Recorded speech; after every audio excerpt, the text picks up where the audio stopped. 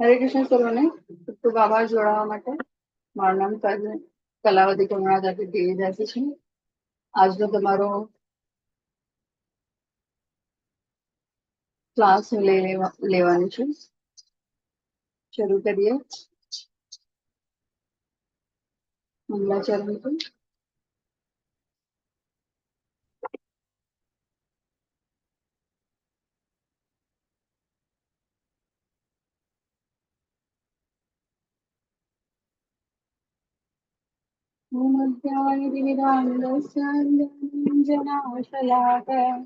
चक्षुर्मिलितं येन तस्मै श्रीगुरुवे श्रीचैतन्यमनोभीष्टं स्थापितं येन भूतले स्वयं रूपा कदा मह्यं ददाति स्वपदान्तिकम्। वन्देऽहं श्रीगुरो श्रीकमलं श्रीगुरुं वैष्णवं श्रीरूपं सागरजातं सगण रघुनाथान्वितं तं सजीवम् अद्वैतं सावधूतं परिजनसहितं कृष्णचैतन्यदेव श्रीराधा कृष्णपादान् सगणान् श्रीशाखावितांश्च। हे कृष्णा करुणा सिन्धु दीनबन्धो जगत्पते गोपेश गोपीकान्त राधाकान्त नमोऽस्तुते। तप्त काञ्चन गौराङ्गी श्रीराधे वृन्दावनी देवी देवी प्रणमामि हरिं। वाञ्छाकल्पतरुभ्यश्च कृपा सिन्धुभ्यः च पतितानां पावनेभ्यो वैष्णवेभ्यो नमो नमः।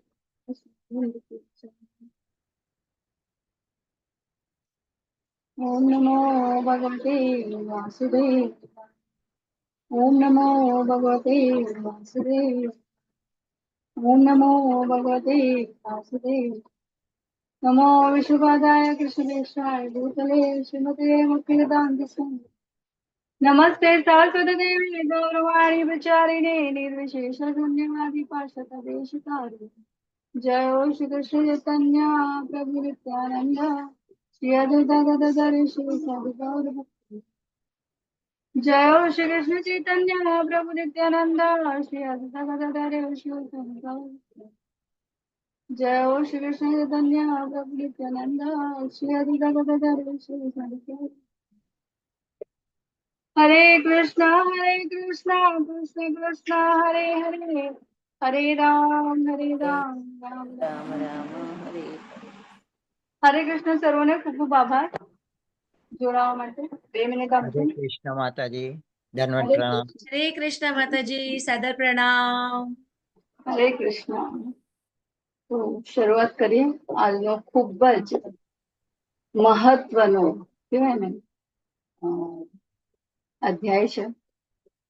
ખૂબ આજની તારીખમાં કળિયુગમાં અને આપણે જે અનુભવી રહ્યા છે એ અનુભવને પ્રભુપાદે ખૂબ સરસ રીતે આપણને સમજાવ્યું છે. તો આ અધ્યાયને આત્મસાત કરતા આગળ વધી શરૂઆત કરીએ આજનો હરે ક્લાસ. કૃષ્ણ માતાજી. હરે કૃષ્ણ. એક ડિવાઇસ નું વોલ્યુમ બંધ કરી દો ને તમે. ઇકો આવે છે. માતાજી મારું અચ્છા એક મિનિટ હું અહીંયાથી મ્યુટ કરું. હા, થઈ જશે. લાસ્ટ મોર લખ્યું છે એમાં જાઓ. એમાં ડિસ્કનેક્ટ ઓડિયો છે લાસ્ટનું.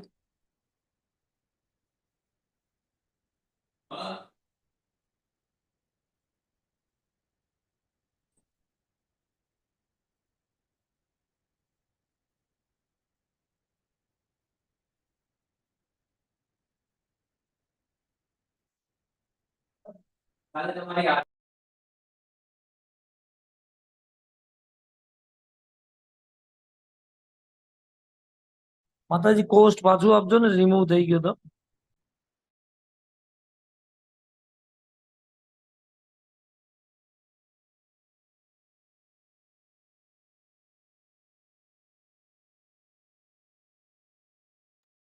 હરે કૃષ્ણ. મારો અવાજ આવી રહ્યો છે હવે?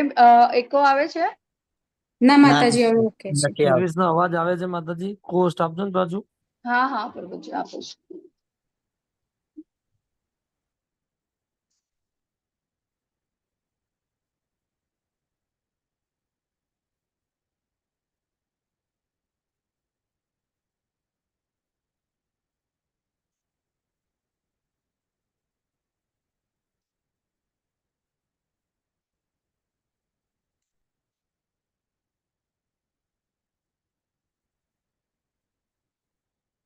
હરે કૃષ્ણ. સ્ક્રીન દેખાઈ રહી છે મારી?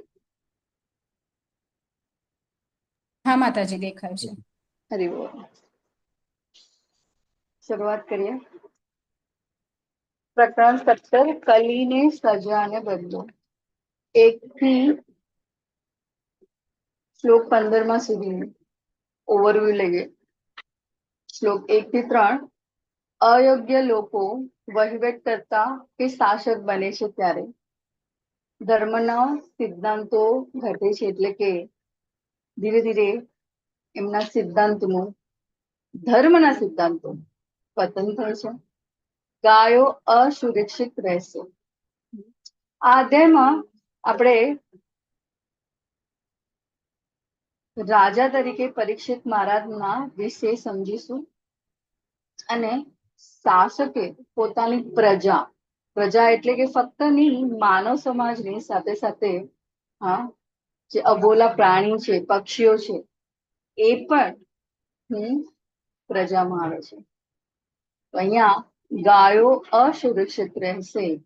તો આપણે આજની હાલની પરિસ્થિતિમાં પણ અને અનુભવીએ પણ છે, જોઈએ પણ છે, પણ કશું કરી શકતા નથી. તો ખાસ કરીને ત્યારે એ સમય જે હતો ત્યારે એ પ્રજામાં માનવ સમાજ સાથે સાથે અબોલા પ્રાણીઓનું કેવી રીતના રક્ષણ રાજા દ્વારા કરવામાં આવતું, એના વિશેની ચર્ચાઓ છે. ધર્મના સિદ્ધાંતો કયા કયા છે અને એના આધાર સ્તંભ કયા છે. કળિયુગમાં લક્ષણો કયા છે અને એના નિવારણ માટે આપણે શું કરવું જોઈએ. ખૂબ સરસ. કોઈ ખ્યાલ છે આપણે શું કરીએ છીએ કળિયુગના નિવારણ માટે? આપણે વૈષ્ણવજનો, ગુરુભાઈ બહેનો, આપણે શું કરીએ છીએ? ભગવદ ગીતામાં જયારે આપણે પહેલા જોડાયા, નવા જોડાયા, હમણાં પણ ચૈતન્ય મહાપ્રભુએ આપેલા આ મહામંત્રોને સકીર્તન દ્વારા આપણે પ્રભુનું કહેવાય ને કૃષ્ણ પ્રેમ પ્રાપ્ત કરવો અને મનુષ્યનું જીવનનું જે લક્ષ્ય છે એ પ્રાપ્ત કરવાનો પ્રયત્ન કરે છે. લક્ષ્ય શું છે? ભગવાનની સેવા, ડિવોશન નહીં, ડિવોશનલ સર્વિસ, ભગવાનની સેવા. અને કળિયુગમાં આપણા માટે આ ખૂબ સરળ અને સહજ માર્ગ આપણા આચાર્ય ગુરુજનોએ આપ્યો છે. એટલા માટે જ આજે આપણે ઘણા બધા નવા પાર્ટિસિપન્ટ જે છે એ બધા દીક્ષા માટે જે આપણે કહેવાય ને ક્લાસ છે, સ્પેસિફિકલી ટ્રેનિંગ સેશનમાં આપણે આના વિશે ઓવરવ્યુ જાણી રહ્યા છે અને એની આ જ્ઞાનને આત્મસાત કરવા. ઓવરવ્યુ સાથે સાથે તમે જેના માટે તૈયારી કરી રહ્યા છો એનું પહેલું પગથિયું જે છે એ કેટલું દ્રઢ નિશ્ચિતતા વાળું છે, હોવું જ જોઈએ. તો આગળ વધીએ. અર્વાચીન અને આધુનિક યુગમાં શું ફેર છે? ભક્તોએ કેવું હોવું જોઈએ? અહીંયા ગાય માતા અને જે બળદ છે એ શું રિપ્રેઝન્ટ કરી રહ્યા છે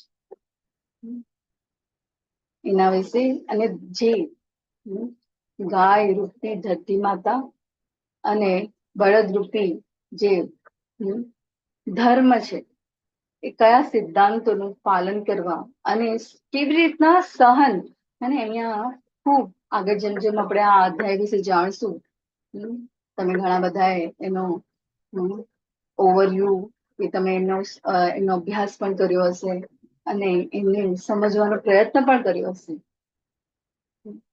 તો એ ભક્તે કેવું હોવું જોઈએ? જે રીતના પ્રભુપાદ હંમેશા કહે છે, તુણાદપી સુનિચેના. જ્યાં પણ જાઓ, ચૈતન્ય મહાપ્રભુએ આપેલા શિષ્ટાષ્ટકમાં જે આપણને કહેવામાં આવ્યું છે ભક્ત કેવું હોવું જોઈએ. તૃણાદપી સુનિચેન તરોરપી સહિષ્ણુના અમાનીના માનદેના કીર્તન્ય સદા હરિ. માનવ સમાજમાં 4 આગેવાનો હોય છે. એ કયા કયા છે અને એમની લાયકાત અને ગુણો શું હોવા જોઈએ?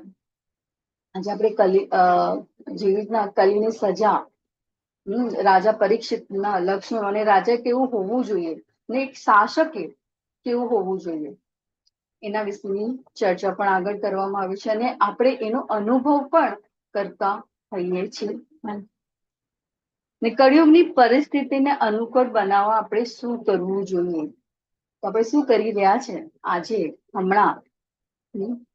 ને હંમેશા ભક્તોના સંગ સાથે સાથે શ્રીમદ ભાગવતમ અને ભગવદ્ ગીતાના આપેલા આ જ્ઞાનને આત્મસાત કરવું જોઈએ. તો જ દરેક જીવ, આ બદ્ધ જીવ, આપણે જે કન્ડિશન સોલ બદ્ધ જીવ છે, આ જીવન મૃત્યુના ચક્રમાંથી છૂટશું. તો અહીંયા શરૂ કરીએ. 1 થી 15 શ્લોકનું આપણે ઓવરવ્યુ લેશું અને પહેલો આશા રાખું છું કે બધા પાસે ભાગવતમનો બુક હશે અને એના પરથી આપણે પહેલો શ્લોક લેશું, પહેલો પોપટ વાંચશું. અહીંયા મેં લખીને રાખ્યા છે 1 અને 3. તો પહેલો શ્લોક, ત્રીજો શ્લોક, પછી 4 થી 16 આપણે 5મો, 11મો, 14મો, 15મો, 16મો નું ડિસ્કશન કરશું. પછી એ રીતના આગળ વધશું. ઓવરવ્યુ છે પણ મારાથી બને એટલું જેટલું કવર કરી શકું અને આ જ્ઞાનને આત્મસાત કરી શકું અને પ્રભુપાદના હું પ્રભુપાદની પ્રાર્થના કરું છું કે હું આને જસ્ટિસ કરું. હરિબોલ. આગળ વધીએ તો કોણ લેશે પહેલો શ્લોક અને ભાવાર્થ અનુવાદ? હરે કૃષ્ણ. હેન્ડ રેસ કોઈ કરી શકે? મને હવે દેખાશે તો આવી છે. હરે કુમુદ માતાજી, હરે કૃષ્ણ. પ્લીઝ રીડ કરશો. હરે કૃષ્ણ. ધન્યવાદ માતાજી. સાદર પ્રણામ. ઓમ નમો ભગવતે વાસુદેવાય. ઓમ નમો ભગવતે વાસુદેવાય. ઓમ નમો ભગવતે વાસુદેવાય. સૂત ઉવાચ તત્ર ગોમિથુનમ રાજા હન્યમાનમ અનાથવત દંડહસ્તમ ચ વૃષલમ દદૃશે નૃપલાચ્છનમ. અનુવાદ. સૂત ગોસ્વામીએ કહ્યું, તે સ્થળે પહોંચીને મહારાજ પરીક્ષિતે જોયું કે આ રાજાના જેવો પોશાક પહેરેલો એક હલકી વર્ણનો ક્ષુદ્ર ન ધણિયાતા હોય તેવા એક ગાય અને બળદને દંડાથી મારતો હતો. હરે કૃષ્ણ.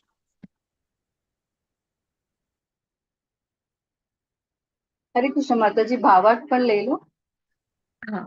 તાત્પર્ય શ્રીલ પ્રભુપાદ દ્વારા શ્રીલ પ્રભુપાદજીની જય. કલયુગનું મુખ્ય લક્ષણ એ છે કે હલકી વર્ણના ક્ષુદ્રો એટલે કે બ્રાહ્મણના સંસ્કાર અને અધ્યાત્મની દીક્ષા વગરના લોકો રાજા કે શાસકો જેવો પોશાક પહેરશે અને આવા બિનક્ષત્રિય શાસકોનું મુખ્ય કાર્ય નિર્દોષ પ્રાણીઓ, ખાસ કરીને ગાય બળદની કત્તલ કરવાનું રહેશે. આવા બળદ ગાય સાચા વૈશ્યો એવા તેમના માલિકથી આરક્ષિત રહેશે. ભગવદ્ ગીતા અધ્યાય 18 શ્લોક ક્રમ 44 એમ કહ્યું છે કે વૈશ્યોનું કાર્ય ખેતી કરવી, ગાયો પાળવી અને વેપાર કરવો એ છે. કલયુગમાં પતિત વૈશ્યો વેપારી કોમ કતલખાનાને ગાયો પૂરી પાડવાનું કાર્ય કરે છે. ક્ષત્રિયોનું કાર્ય રાજ્યની પ્રજાનું રક્ષણ કરવાનું છે, જ્યારે વૈશ્યોનું કાર્ય ગાય બળદનું પાલન કરવું અને અનાજ તથા દૂધ પેદા કરવામાં તેમનો વિનિયોગ કરવો તે છે. ગાય દૂધ આપવા માટે છે અને બળદ અનાજ પેદા કરવા માટે છે. પણ કલયુગના શૂદ્ર વર્ગના માણસો અધિકાર પદે બેઠેલા છે અને ગાયો અને બળદો અથવા વૈશ્યો વડે આરક્ષિત માતાઓ અને પિતાઓને શૂદ્રો દ્વારા ચલાવવામાં આવતા કતલખાનાઓનો ભોગ બનાવવામાં આવે છે. હરે કૃષ્ણ. હરે કૃષ્ણ. ત્રીજો શ્લોક કોઈ લેશે? ત્રીજો શ્લોક અને પાવર. હરે કૃષ્ણ. હરે કૃષ્ણ. નયના માતાજી હેન્ડ રેસ કર્યો હતો માતાજી. હા માતાજી, બીજો કે ત્રીજો? ત્રીજો. ત્રીજો. હા, હરે કૃષ્ણ. દાંત ધર્મ દુધા દાવત ધર્મ દુધાદિનામ દુષ્ટ શુદ્ર પદાહતામ વિવસ્તામાં સુવદનામ સામાયવ સમેતતિ. અનુવાદ: ગાય કલ્યાણકારી છે કારણ કે તેની પાસે ધર્મના સિદ્ધાંત પ્રાપ્ત થઈ શકે છે. હવે તે દીન અને વત્સ વિનાની હતી. તેના પગે એક શૂદ્ર માર મારતો હતો. તેની આંખોમાંથી અશ્રુ વહી રહ્યા હતા. તે દુઃખી તથા નિર્મળ હતી. તે ખેતરમાંથી થોડું ઘાસ ખાવા વલવતી હતી. ભાવાર્થ એક શિલા પ્રભુપાદ દ્વારા શિલા પ્રભુપાદની છે. કળિયુગનું તે પછીનું લક્ષણ એ ગાયની દુઃખદાયક દશા છે. ગાયને દોવી એટલે પ્રવાહી રૂપે ધર્મ પ્રાપ્ત કરવો. મહાન ઋષિઓ અને મુનિઓ માત્ર દૂધ ઉપર જ જીવતા હતા. શ્રી સુખદેવ ગોસ્વામી જ્યારે કોઈ ગૃહસ્થ ગાયને દોતો હોય ત્યારે તેની પાસે જતા અને માત્ર દેહ ટકાવવા માટે તેમાંથી થોડું દૂધ લેતા. માત્ર 50 વર્ષ પહેલા પણ સાધુ ને કોઈ 1-2 પ્યાલા જેટલા દૂધથી વંચિત રાખતું ન હતું અને દરેક ગૃહસ્થ પાણીની જેમ દૂધ આપતો હતો. સનાતન ધર્મ પાળનાર દરેક ગૃહસ્થની ફરજ છે કે તે ઘરના સામાનની જેમ ગાયો બળદોને રાખે. માત્ર દૂધ પીવા માટે જ નહીં પણ ધર્મલાભ માટે પણ. સનાતનીઓ ધર્મના પાયા ઉપર ગાયોની પૂજા કરે છે અને બ્રાહ્મણોનો આદર કરે છે. ગાયના દૂધની આહુતિ માટે પણ જરૂર પડે છે અને યજ્ઞો કરવાથી ગૃહસ્થ સુખી થઈ શકે છે. ગાયનું વાછરડું દેખાવામાં સુંદર હોય છે એટલું નહીં, તે ગાયને તૃપ્તિ આપે છે અને તેથી તે શક્ય એટલું વધારે દૂધ આપે છે. પણ કલયુગમાં આ શ્રીમદ ભાગવતમના પૃષ્ઠનો તેનો ઉલ્લેખ પણ ન થઈ શકે એવા હેતુઓ માટે વાછરડાને ગાયોથી શક્ય એટલા વહેલા અળગા કરી દેવાય છે. ગાય અશ્રુભીની આંખે ઊભી રહે છે. શુદ્ર ગોપાલક કૃત્રિમ રીતે તેનું દૂધ ખેંચી લે છે અને જ્યારે ગાય દૂધ આપતી બંધ થાય છે ત્યારે તેની કતલ કરવામાં આવે છે. આવા ઘોર પાપ કર્મ આજના સમાજની બધી આપત્તિઓ માટે જવાબદાર છે. આર્થિક વિકાસને નામે પોતે શું કરી રહ્યા છે તેની લોકોને ખબર નથી. કળીનો પ્રભાવ તેને અજ્ઞાનના અંધકારમાં જ રાખશે. શાંતિ અને સમૃદ્ધિના તમામ પ્રયત્નો કરવા છતાં બધી રીતે ગાયને બળદ સુખી થાય તે તેમણે જોવું જ રહ્યું. મૂળ લોકો જાણતા નથી કે ગાય અને બળદને સુખી કરીને માણસ પોતે કેવી રીતે સુખી થઈ શકે છે. પણ એ તો કુદરતી નિયમની વાસ્તવિકતા છે. આપણે શ્રીમદ ભાગવતમમાંથી તે શીખીએ અને માનવજાતના સંપૂર્ણ સુખ માટે નિયમોનું પાલન કરીએ. હરે કૃષ્ણ. હરે કૃષ્ણ. ખૂબ ખૂબ આભાર પૂનમ માતાજી અને નયના માતાજી. તો અહીંયા આપણે જોઈએ કે શ્લોક 1 થી 3 ના વચ્ચે અયોગ્ય લોકો વહીવટ કરતા શાસક બને છે. અહીંયા કલી પણ એક રાજાનું વેશ ધારણ કર્યું છે. રાજાનું કર્તવ્ય શું છે? હમણાં જ આપણે જોયું આપણે કે એક રાજા કેવો હોય. રાજા પોતાના જે પ્રજાનું સંભાળ રાખે. કઈ રીતે સંભાળ રાખે? આજની તારીખમાં આપણે શાસકો જોઈએ છે, પોલિટિશિયન્સ જોઈએ છે, એ ફક્ત પોતાની સ્વાર્થ વૃત્તિઓને સંતોષવા માટે. તો આપણે જોઈએ આધુનિક અને અર્વાચીન શાસક કાળમાં કેવું હતું. ત્યારે યુગ કેવો હતા? સતયુગ, દ્વાપરયુગ, ત્રેતાયુગ અને કળિયુગમાં કેવું શાસન કાળ હતું. કળીની શરૂઆત આપણે કહીએ ને કળિયુગની શરૂઆત. અને એની જે અસરો છે, જે માઠી અસરો છે, આપણે જોઈએ છે લોકોના શુદ્ર.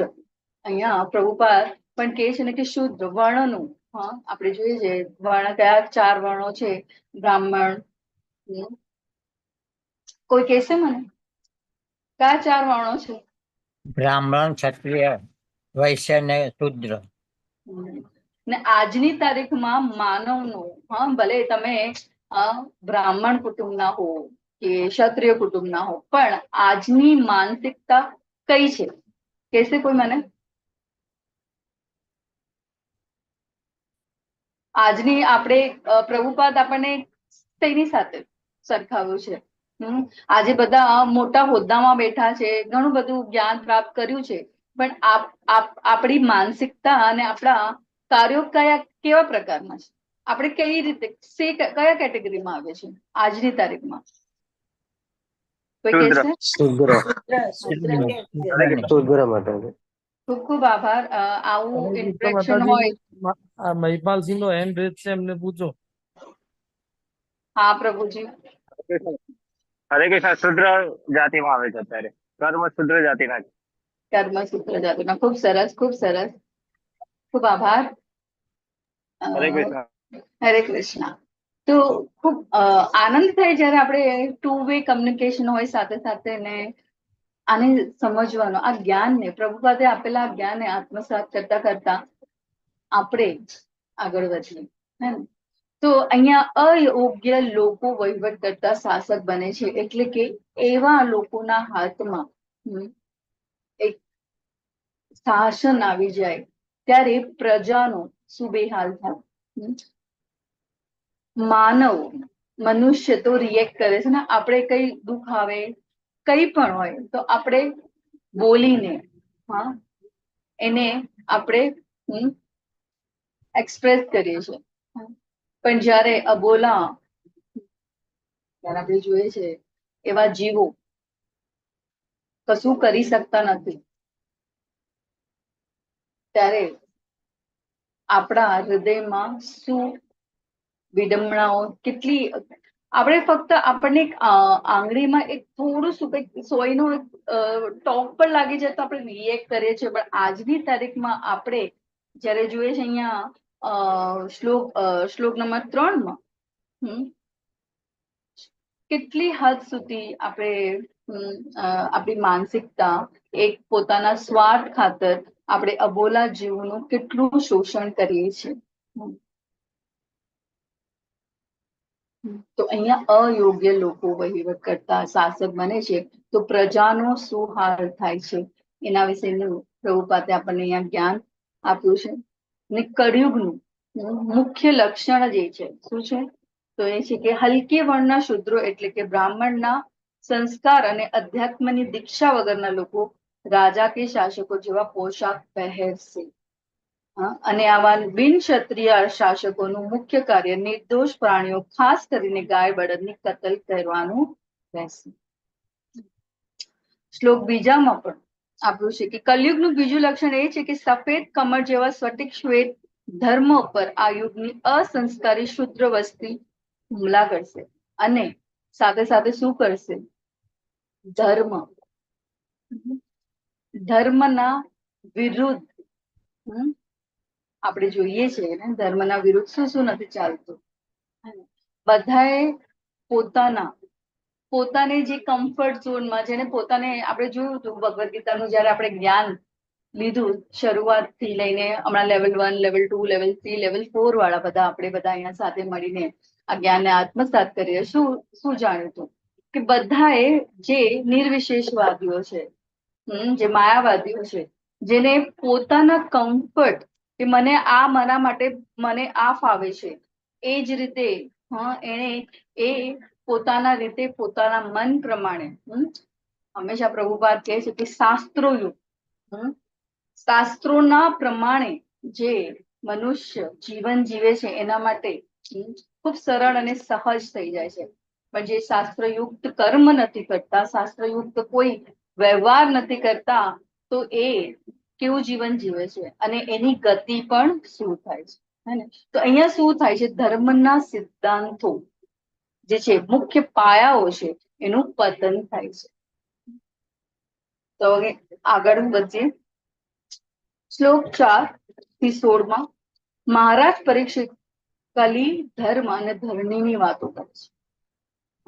અહીંયા કલીને કહે છે, ઓહો તમે કોણ છો? તમે બળવાન દેખાવ છો, છતાં મારી સુરક્ષામાં જેઓ લાચાર છે તેમને મારી નાખવાની હિંમત કરો છો.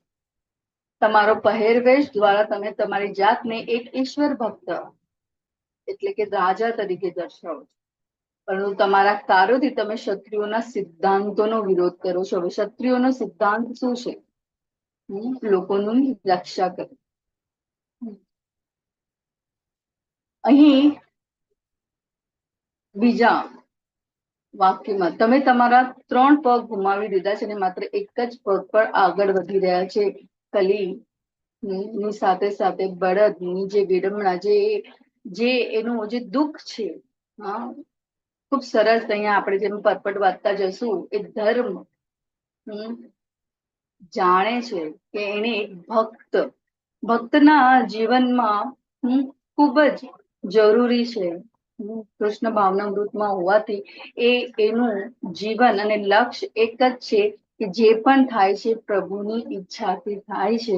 અને એ જ એવી રીતના ધર્મ, જે બળદ છે, એ પોતાનું વાચા જ્યાં એને જરૂર, ને તો આપણે જોઈએ છે જરાક પણ આપણને કશું થાય તો વી રિએક્ટ, પણ એક ધર્મ અને બળદ જે એની એ માનસિકતા અને એનું એ જે પ્રબળ જે ભક્તનું જે લક્ષણ છે, એને ખૂબીથી આપણે એના જેવું કેવી રીતના આપણે થવું જોઈએ એના વિશેની આપણને સમજૂતી અહીંયા પ્રભુપાદ આપી રહ્યા છે.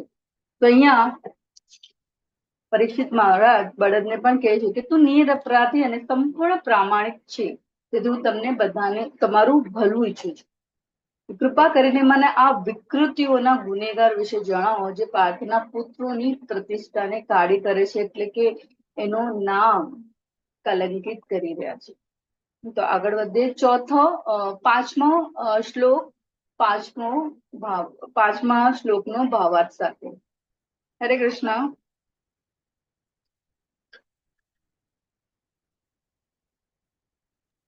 હરે કૃષ્ણ માતાજી વાંચો. હા બસ પ્રભુજી. ભાવાર્થ બાદ શિલા પ્રભુપાદ. શિલા પ્રભુપાદની જય. બ્રાહ્મણો, ક્ષત્રિયો અને વૈષ્ણવને દ્વિજ કહેવામાં આવે છે, કારણ કે ઉચ્ચ વર્ગના આ લોકોનો એક જન્મ માતા પિતાના લગ્ન સંબંધી થાય છે અને બીજો જન્મ ગુરુએ આપેલી દીક્ષા વડે થતી સાંસારિક વિધિથી થાય છે. એટલે એક ક્ષત્રિય પણ બ્રાહ્મણના જેવો જ દ્વિજ છે અને તેનો ધર્મ નિરાધારોનું રક્ષણ કરવું તે છે. ક્ષત્રિય રાજા નિરાધારોનું રક્ષણ કરનાર અને દુષ્ટોનું દમન કરનાર એવો પરમેશ્વરનો પ્રતિનિધિ ગણાય છે. જ્યારે જ્યારે શાસકોના નિયમિત કાર્યોમાં ભંગ પડે છે, ત્યારે ત્યારે ધર્મ રાજ્યની સ્થાપના કરવા માટે ભગવાનનો અવતાર થાય છે. કળયુગમાં બિચારા નિરાધાર પ્રાણીઓ, ખાસ તો ગાયો, જેમને શાસકો તરફથી સર્વ પ્રકારે બધું રક્ષણ મળવું જોઈએ, તેમની કોઈ પણ મર્યાદા વગર મારી નંખાય છે. તેથી જેમની આંખો આગળ આવું બની રહ્યું છે, તે શાસકો તો માત્ર નામના જ પરમેશ્વરના પ્રતિનિધિ રહ્યા છે. આવા શક્તિશાળી શાસકો માત્ર પોશાક કે પદથી જ ગરીબ પ્રજાના શાસકો છે, પણ ખરેખર તો તેઓ નકામા દ્વિજના સંસ્કાર વિનાના હલકી વર્ણના લોકો છે. દીક્ષા સંસ્કાર વિનાના એક જન્મવાળા હલકી વર્ણના લોકો પાસેથી ન્યાય કે સમાન વ્યવહારની કોઈ આશા રાખી શકે નહીં. તેથી કળયુગમાં રાજ્યના ગેરવહીવટના કારણે દરેક માણસ દુઃખી છે. આધુનિક માનવ સમાજ આધ્યાત્મિક સંસ્કારથી દ્વિજ નથી તેવા લોકો વડે બનેલ છે.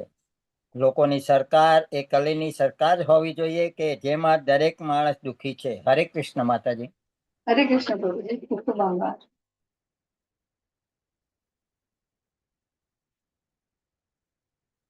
તો અહીંયા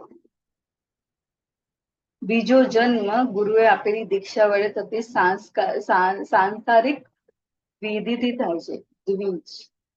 દ્વિજનો અર્થ એ છે કે ઉચ્ચ વર્ણના લોકોનો એક જન્મ માતા પિતાના લગ્ન સંબંધી થાય છે. આજે આપણે બધા જે પાર્ટિસિપન્ટ છે, જેને દીક્ષા લેવાની તૈયારી કરી રહ્યા છે, ધીસ ઇઝ વોટ ગુરુનું મહત્વ અને સાથે સાથે આ મનુષ્ય જીવનનું મહત્વ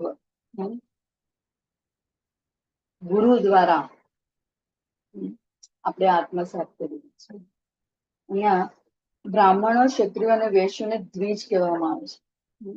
ત્યારે એક વર્ણ વ્યવસ્થા હતી, એક સમાજનું ખૂબ સરસ રીતે સંકલન કરવામાં આવતું. આપણે ભગવદ ગીતામાં એકબીજાના કે ને એક પૂરક કે બ્રાહ્મણ શાના માટે, તો બ્રાહ્મણને જ્ઞાન, એનું કર્મ શું, કર્તવ્ય શું, ગૃહસ્થનું કર્તવ્ય શું? અને સાથે સાથે ગૃહસ્થના કર્તવ્યમાં પણ બ્રાહ્મણની એવા વર્ણ વ્યવસ્થાને સપોર્ટ કરવાનું, સંન્યાસીઓને સપોર્ટ કરવાનું, બ્રાહ્મણોને સપોર્ટ કરવાનું. વાય શા માટે? તો બ્રાહ્મણો શું આપે? જ્ઞાન. એ કોઈ વૈશ્ય જેવું કોઈ એમના માટે કામ કરવા જવું કે નહીં. They have there on position. એમનું એક કર્તવ્ય કર્મ હતું જે જ્ઞાન ઉપાર્જન કરવું, અને એના દ્વારા જ એમને સપોર્ટ સિસ્ટમ, જેના ક્ષત્રિયોને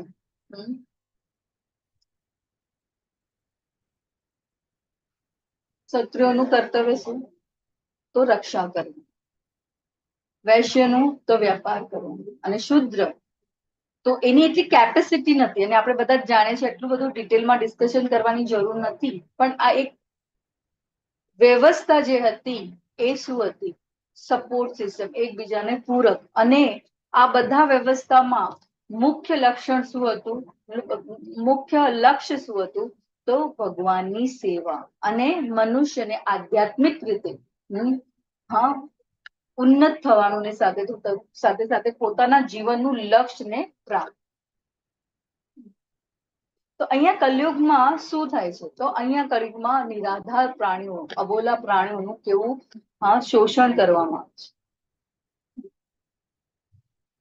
અને સાથે સાથે અહીંયા દ્વિજ શબ્દનો ઉપયોગ કરવામાં આવ્યો છે. એ દીક્ષા વિનાના જે દ્વિજ ન હોય તો એ શું છે? એ અસંસ્કારી, એને પોતાની સ્વાર્થ વૃત્તિનું માણસ વ્યક્તિત્વ હોય. અહીંયા આગળ 11મો શ્લોક લેશું અને 11મા શ્લોકનો ભાવાર્થ લેશું.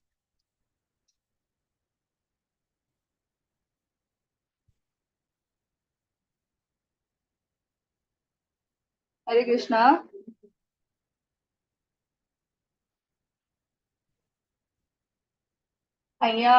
મને દેખાઈ નથી રહ્યું મારી સ્ક્રીનમાં, લેપટોપમાં હેન્ડ રેઝ હોય જેનો હા, પણ હરે કૃષ્ણ માતાજી, કુમુદ માતાજી અને નયના માતાજીનો છે.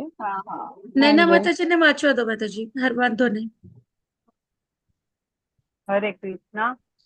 એસ રાજ્યા પરો ધર્મો યાતા નામાતિ નિગ્રહ અત એના વધિષ્યામિ ભૂતદ્રુહમસતમમ. અનુવાદ: હે સાધ્વી, જ્યારે રાજા રાજ્યમાં દુષ્ટોથી પ્રજા ભયભીત બને છે, ત્યારે તે રાજાના કીર્તિ, આયુષ્ય અને શુભમ પુનર્જન્મ નષ્ટ થાય છે. ખરેખર રાજાની એ પ્રથમ ફરજ છે કે દુઃખી લોકોના દુઃખ દૂર કરવા. તેથી આ દુષ્ટતમ માણસને મારી નાખવો જોઈએ, કારણ કે તે અન્ય પ્રાણીઓ માટે હિંસક છે. ભાવાર્થ એ શીલા પ્રભુપાદ દ્વારા શીલા પ્રભુપાદની છે. જ્યારે કોઈ ગામ કે શહેરમાં જંગલી પશુઓનો ત્રાસ પેદા થાય છે, ત્યારે પોલીસ કે બીજા લોકો તેમને મારી નાખવા માટે પગલાં ભરે છે. એ જ રીતે સરકારની એ ફરજ છે કે ચોર, ડાકુ અને ખૂની જેવા અનિષ્ટ અસામાજિક તત્વોને તરત જ મારી નાખવા. એ જ શિક્ષા પશુ ઘાતકોને માટે પણ નક્કી થયેલી છે, કારણ કે રાજ્યના પશુઓ પણ પ્રજા છે. પ્રજા એટલે એ કોઈએ રાજ્યમાં જન્મ લીધો છે તે, અને તેમાં મનુષ્યો અને પ્રાણીઓ બંનેનો સમાવેશ થઈ જાય છે. કોઈ પણ પ્રાણી જે રાજ્યમાં જન્મે છે તેને રાજાનું રક્ષણ મેળવવાનો પ્રાથમિક અધિકાર છે. જંગલના પ્રાણીઓ પણ રાજાની પ્રજા છે અને તેમને પણ જીવવાનો અધિકાર છે. તો પછી ગાય, બળદ જેવા પાળેલા પ્રાણીઓની તો શી વાત જ કરવી. કોઈ પણ જીવ જો તે અન્ય જીવોને ભય પમાડતો હોય તો તે ખૂબ જ દુષ્ટ પ્રજાજન છે. રાજાએ આવા ઉત્પાદકારક તત્વોને તરત જ વધ કરવો જોઈએ. તેવી રીતે જો કોઈ જંગલી પ્રાણી ઉત્પાદ કરતું હોય તો તેને મારી નાખવામાં આવે છે.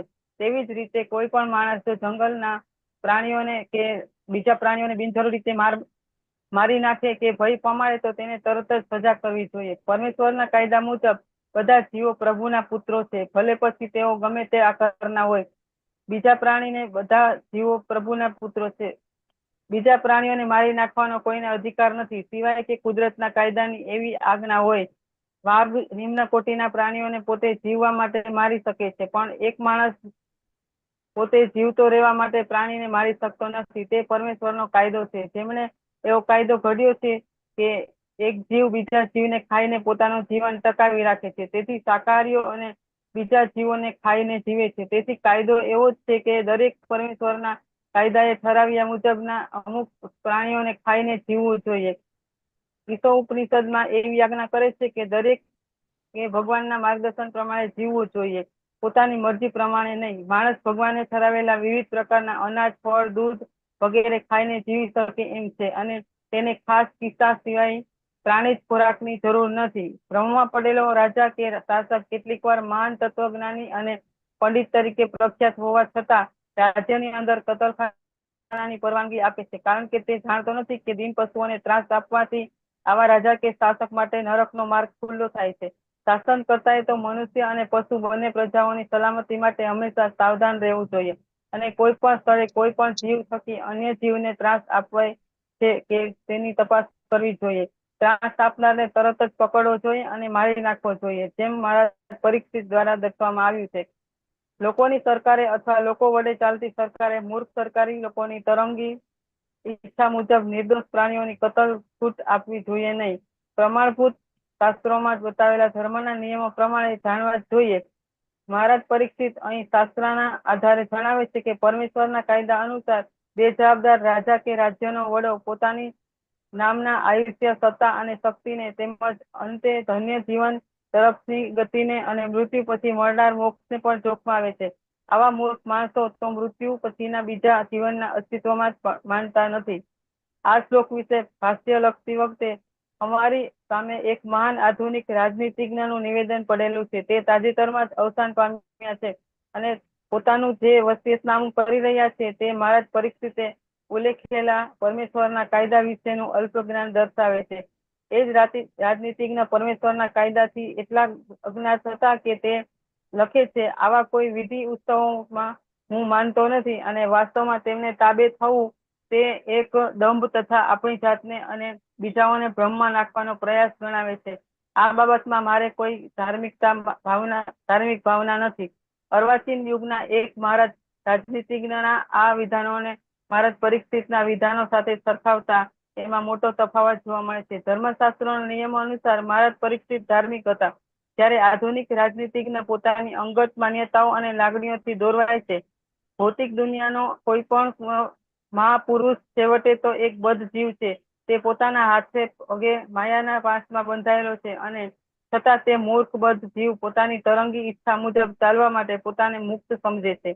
સાર એ છે કે મહારાજ પરીક્ષિતના કાળમાં પ્રજા સુખી હતી અને પ્રાણીઓને યોગ્ય રક્ષણ આપવામાં આવતું હતું, કારણ કે રાજ્યનો વડો તરંગી કે પરમેશ્વરના કાયદાઓથી અજ્ઞાત ન હતો. મૂર્ખ અશ્રદ્ધાળુ પશુઓ ભગવાનના અસ્તિત્વને ટાળવા અને અમૂલ્ય માનવ જીવનના ભોગે પોતાને બિનસાંપ્રદાયિક જાહેર કરવા મથે છે.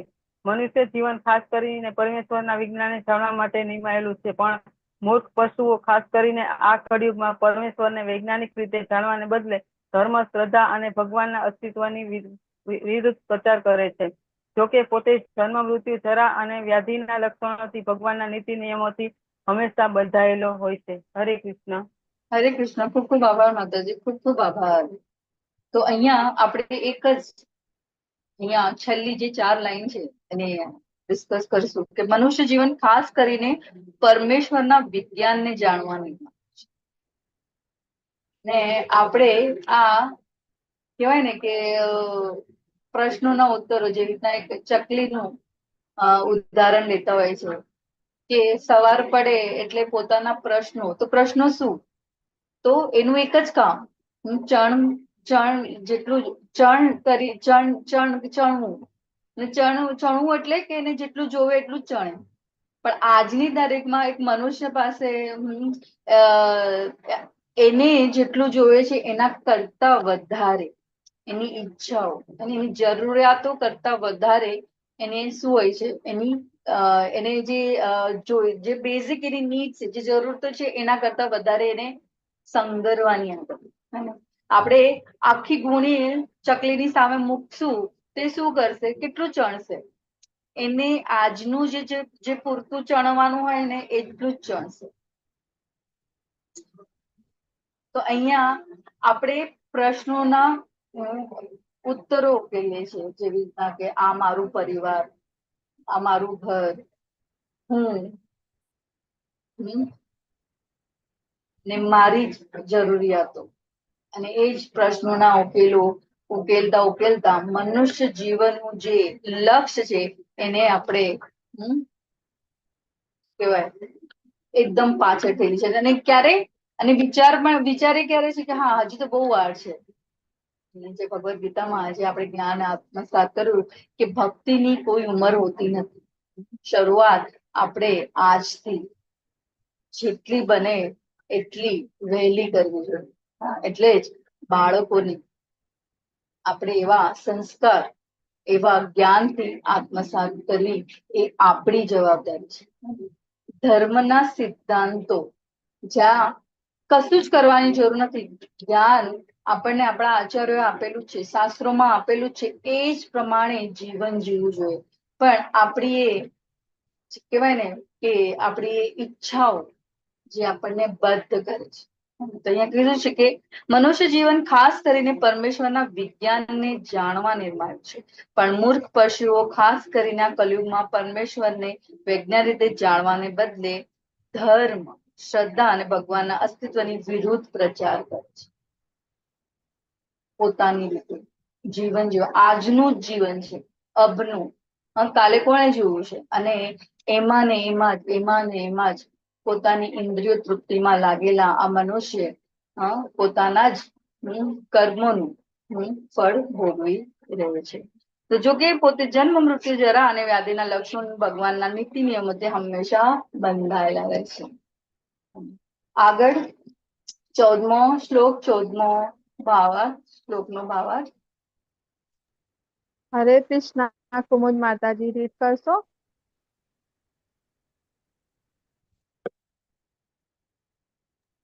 યસ માતાજી, હરે કૃષ્ણ. હરે કૃષ્ણ માતાજી, રીડ કરો. Yes yes. જને નાગસ્ય દમ યુંજન સર્વતોસ્ય ચ મદભયમ સાધુનામ ભદ્રમેવાસ્યાત સાધુ દમનિકૃતા. હરે કૃષ્ણ. અનુવાદ: જે કોઈ નિર્દોષ પ્રાણીઓને દુઃખ આપે છે તેણે દુનિયામાં સર્વત્ર મારાથી ડરતા રહેવું પડશે. દુષ્ટોનું દમન કરીને માણસ આપમેળે નિર્દોષોને લાભ આપે છે. ભાવાર્થ: શ્રીલ પ્રભુપાદ દ્વારા શ્રીલ પ્રભુપાદની જય.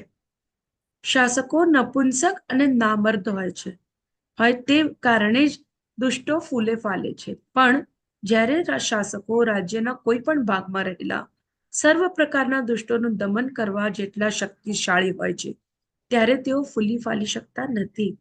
જ્યારે દુષ્ટોને દાખલા રૂપી શિક્ષા થાય છે ત્યારે સઘળું સદભાગ્ય આપમેળે આવવા લાગે છે. અગાઉ જણાવ્યા પ્રમાણે રાજ્યની શાંત નિર્દોષ પ્રજાને સર્વ રીતે રક્ષણ આપવું તે રાજા કે શાસકની પ્રાથમિક ફરજ છે. ભગવાનના ભક્તો સ્વભાવે શાંત અને નિષ્પાપ હોય છે અને તેથી દરેક જણને ભગવાનના ભક્ત બનાવવા માટેની વ્યવસ્થા કરવી તે રાજ્યની પ્રાથમિક ફરજ છે. તેથી પ્રજા આપમેળે શાંત નિષ્પાપ હશે. પછી રાજાની એકમાત્ર ફરજ જુઠ્ઠા દુષ્ટોનું દમન કરવાની રહેશે. તેથી આખા માનવ સમાજમાં શાંતિ અને સંવાદિતા પ્રવર્તશે. હરે કૃષ્ણ. હરે કૃષ્ણ. ખૂબ ખૂબ આભાર માતાજી. 15મો અને 16મો પણ લઈ લે તો પછી આનું ઓવરવ્યુ લઈને પછી આપણે આગળ વધશું.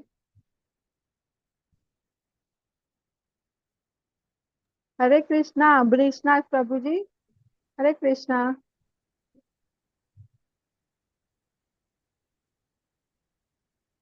હરે કૃષ્ણ અમરીશનાથ કૃષ્ણદાસ હરે પ્રભુજી રીડ કરશો પ્રભુજી? હરે કૃષ્ણ માતાજી. 15નું લેવાનું છે ને માતાજી? હરે કૃષ્ણ. હા, 15મો પ્રભુજી. 15મો અને 16મો લઈ લો પછી આગળ ડિસ્કશન પછી આગળ. હરે કૃષ્ણ.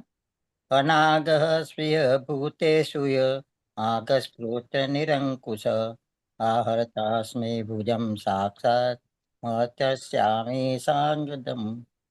હરે કૃષ્ણ. અનુવાદ: જે ઉદ્ધત માણસ નિરપરાધીઓને સતાવવાનો અપરાધ કરે છે તેને હું ઉખાડીને ફેંકી દઈશ, ભલે પછી તે બાજુબંધ તથા અન્ય અલંકારો સાથેનો સ્વર્ગનો દેવતા કેમ ન હોય. ભાવાર્થ બાદ શિલા પ્રભુપાદની જય. સ્વર્ગના દેવોને અમર કહેવામાં આવે છે કારણ કે તેઓ મનુષ્ય કરતાં અનેક ગણી વધારે લાંબી જિંદગી ધરાવે છે. મનુષ્યનું આયુષ્ય વધુમાં વધુ માત્ર 100 વર્ષનું હોય છે. તેને માટે લાખો વર્ષ સુધી લંબાતી આયુષ્ય મર્યાદાને અમરતા ગણી શકાય. દાખલા તરીકે ભગવદ્ ગીતામાંથી આપણને જાણવા મળે છે કે બ્રહ્મલોકનો એક દિવસ 4,03,00,00,000 ઇન્ટુ 1000 સૂર્યવર્ષનો ગણાય છે. તેવી જ રીતે બીજા સ્વર્ગીય ગ્રહોમાં પણ એક દિવસ પૃથ્વીલોકના 6 મહિના બરાબરનો ગણાય છે અને ત્યાંના નિવાસીઓને તેમના 1 કરોડ વર્ષનું આયુષ્ય ભોગવે છે. માટે અન્ય સગળા લોકમાં ત્યાંના નિવાસીઓનું આયુષ્ય મનુષ્યના આયુષ્ય કરતાં ઘણું જ લાંબુ હોય છે. તેથી ભૌતિક વિશ્વમાં કોઈ અમર હોતું નથી. છતાં ત્યાંના નિવાસીઓની કલ્પનાથી અમર કહેવાય છે. આવા સ્વર્ગના રહેવાસીઓ પણ જો નિર્દોષને રંજાડે તો તેમને પણ મહારાજ પરીક્ષિત પડકારે છે. આનો અર્થ એ છે કે રાજ્યનો શાસક મહારાજ પરીક્ષિતના જેવો શક્તિશાળી હોવો જ જોઈએ, જેથી તે બળવાન ગુનેગારોને શિક્ષા કરવા માટે નિશ્ચયબદ્ધ હોય. રાજ્યના શાસનકર્તાનો એ સિદ્ધાંત હોવો જોઈએ કે પરમેશ્વરના નીતિ નિયમોનો ભંગ કરનારને હંમેશા શિક્ષા થવી જ જોઈએ. શ્લોક નંબર 16. રાજ્ઞો હિ પરમો ધર્મ સ્વધર્મ સ્થાનોપાલનમ શાસતોન્યાન યથા શાસ્ત્ર યમના પ્રદ્યુત્થાનિ. અનુવાદ: શાસન કરતા રાજાઓને પરમ ધર્મ છે કે ધર્મપાલકોનું સર્વ રીતે પાલન કરવું અને જ્યારે કોઈ પણ કટોકટી ન હોય એવા સામાન્ય સમયમાં શાસ્ત્ર વિરુદ્ધ વર્તન કરનારને દંડ કરવો. ભાવાર્થ શિલા પ્રભુપાદની જય. શાસ્ત્રોમાં આપત ધર્મ એટલે કે અસાધારણ સંજોગોમાં અનુસરવાના ધર્મનો ઉલ્લેખ આવે છે. એમ કહેવાય છે કે એકવાર મહર્ષિ વિશ્વામિત્રને પણ અસાધારણ ભયંકર સ્થિતિમાં કૂતરાનું માંસ ખાઈને જીવવું પડ્યું હતું. કટોકટીની સ્થિતિમાં માણસને કોઈ પણ પ્રકારના પ્રાણીનું માંસ ખાઈને જીવવાની છૂટ હોઈ શકે, પણ તેનો અર્થ એવો થતો નથી કે માંસભક્ષીઓને ખવડાવવા માટે કાયદેસરના કતલખાના હોય અને એ પદ્ધતિને રાજ્યનું ઉત્તેજન મળતું હોય. સામાન્ય સંજોગોમાં માત્ર સ્વાદ કરવા ખાતર કોઈએ માંસ ખાઈને જીવવાનો પ્રયત્ન કરવો જોઈએ નહીં. જો કોઈ એમ કરે તો એવા સ્થળ આનંદ માટે કરવામાં આવતી હિંસા માટે રાજાએ કે શાસનકર્તાએ તેને દંડ દેવો જોઈએ. પોતાના વ્યવસાયિક વિધિ ધર્મો પાળનારા લોકો માટે જુદી જુદી શાસ્ત્રજ્ઞાઓ હોય છે. જે તેમનું પાલન કરે છે તેમને સ્વધર્મસ્થ કહે છે. ભગવદ્ ગીતા 18.48માં એવી શિખામણ આપી છે કે કોઈએ પોતાના સ્વધર્મનો ત્યાગ કરવો જોઈએ નહીં, ભલે પછી એ ધર્મ હંમેશા દોષરહિત ન પણ હોય. કટોકટીની પરિસ્થિતિમાં સંજોગોના દબાણને વશ થઈને સ્વધર્મનું અતિક્રમણ થઈ શકે, પરંતુ સામાન્ય પરિસ્થિતિમાં તેનો ભંગ કરી શકાય નહીં. રાજા એ બાબતનું ધ્યાન રાખવાનું હોય છે કે આવો જે સ્વધર્મ હોય તેને લોકો બદલી નાખે નહીં અને સ્વધર્મ પાલકોને તેણે બધી રીતે રક્ષણ આપવું જોઈએ. સ્વધર્મ ભંજક શાસ્ત્રમાં બતાવ્યા પ્રમાણે શિક્ષાને પાત્ર છે અને રાજાની ફરજ એ જોવાની છે કે શાસ્ત્રમાં બતાવ્યા પ્રમાણેના ધર્મનું દરેક માણસ ચુસ્ત રીતે પાલન કરે. હરે કૃષ્ણ માતાજી. હરે કૃષ્ણ ગુરુજી, ખૂબ ખૂબ આભાર. તો આપણે જોયું અહીંયા સ્વધર્મ ભંજક જે શાસ્ત્રો વિરુદ્ધ કર્મ કરે એનું ગંતવ્ય શું હોય. એક રાજા મહારાજા પરીક્ષિત જેવા શાસક હોય તો એ પોતાની પ્રજાના રક્ષા માટે ક્યાં સુધી જઈ શકે છે. તેમણે શું કીધું કે સ્વર્ગનો રહેવાસી પણ કેમ ન હોય. હા, પણ જો ધર્મ વિરુદ્ધ કર્મ કરતો હોય તો એને શિક્ષા થવી જોઈએ. તો આગળ વધીએ. આગળ આપણે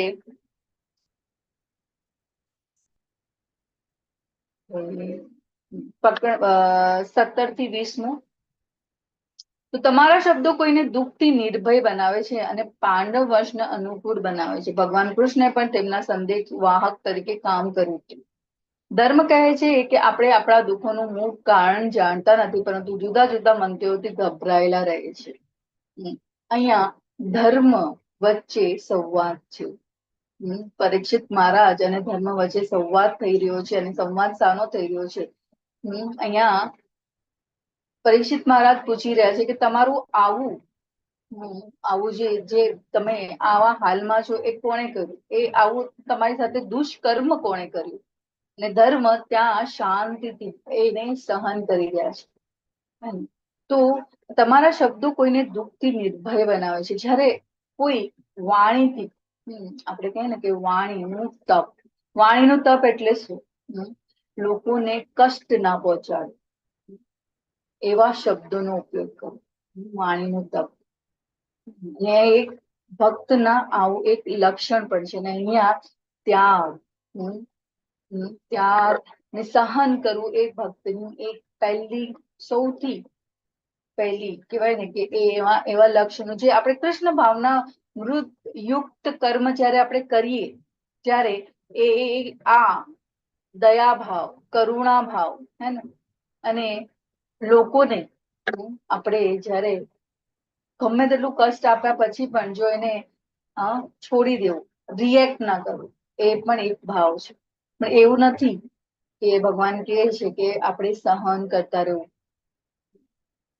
જ્યાં જરૂર પડે ત્યાં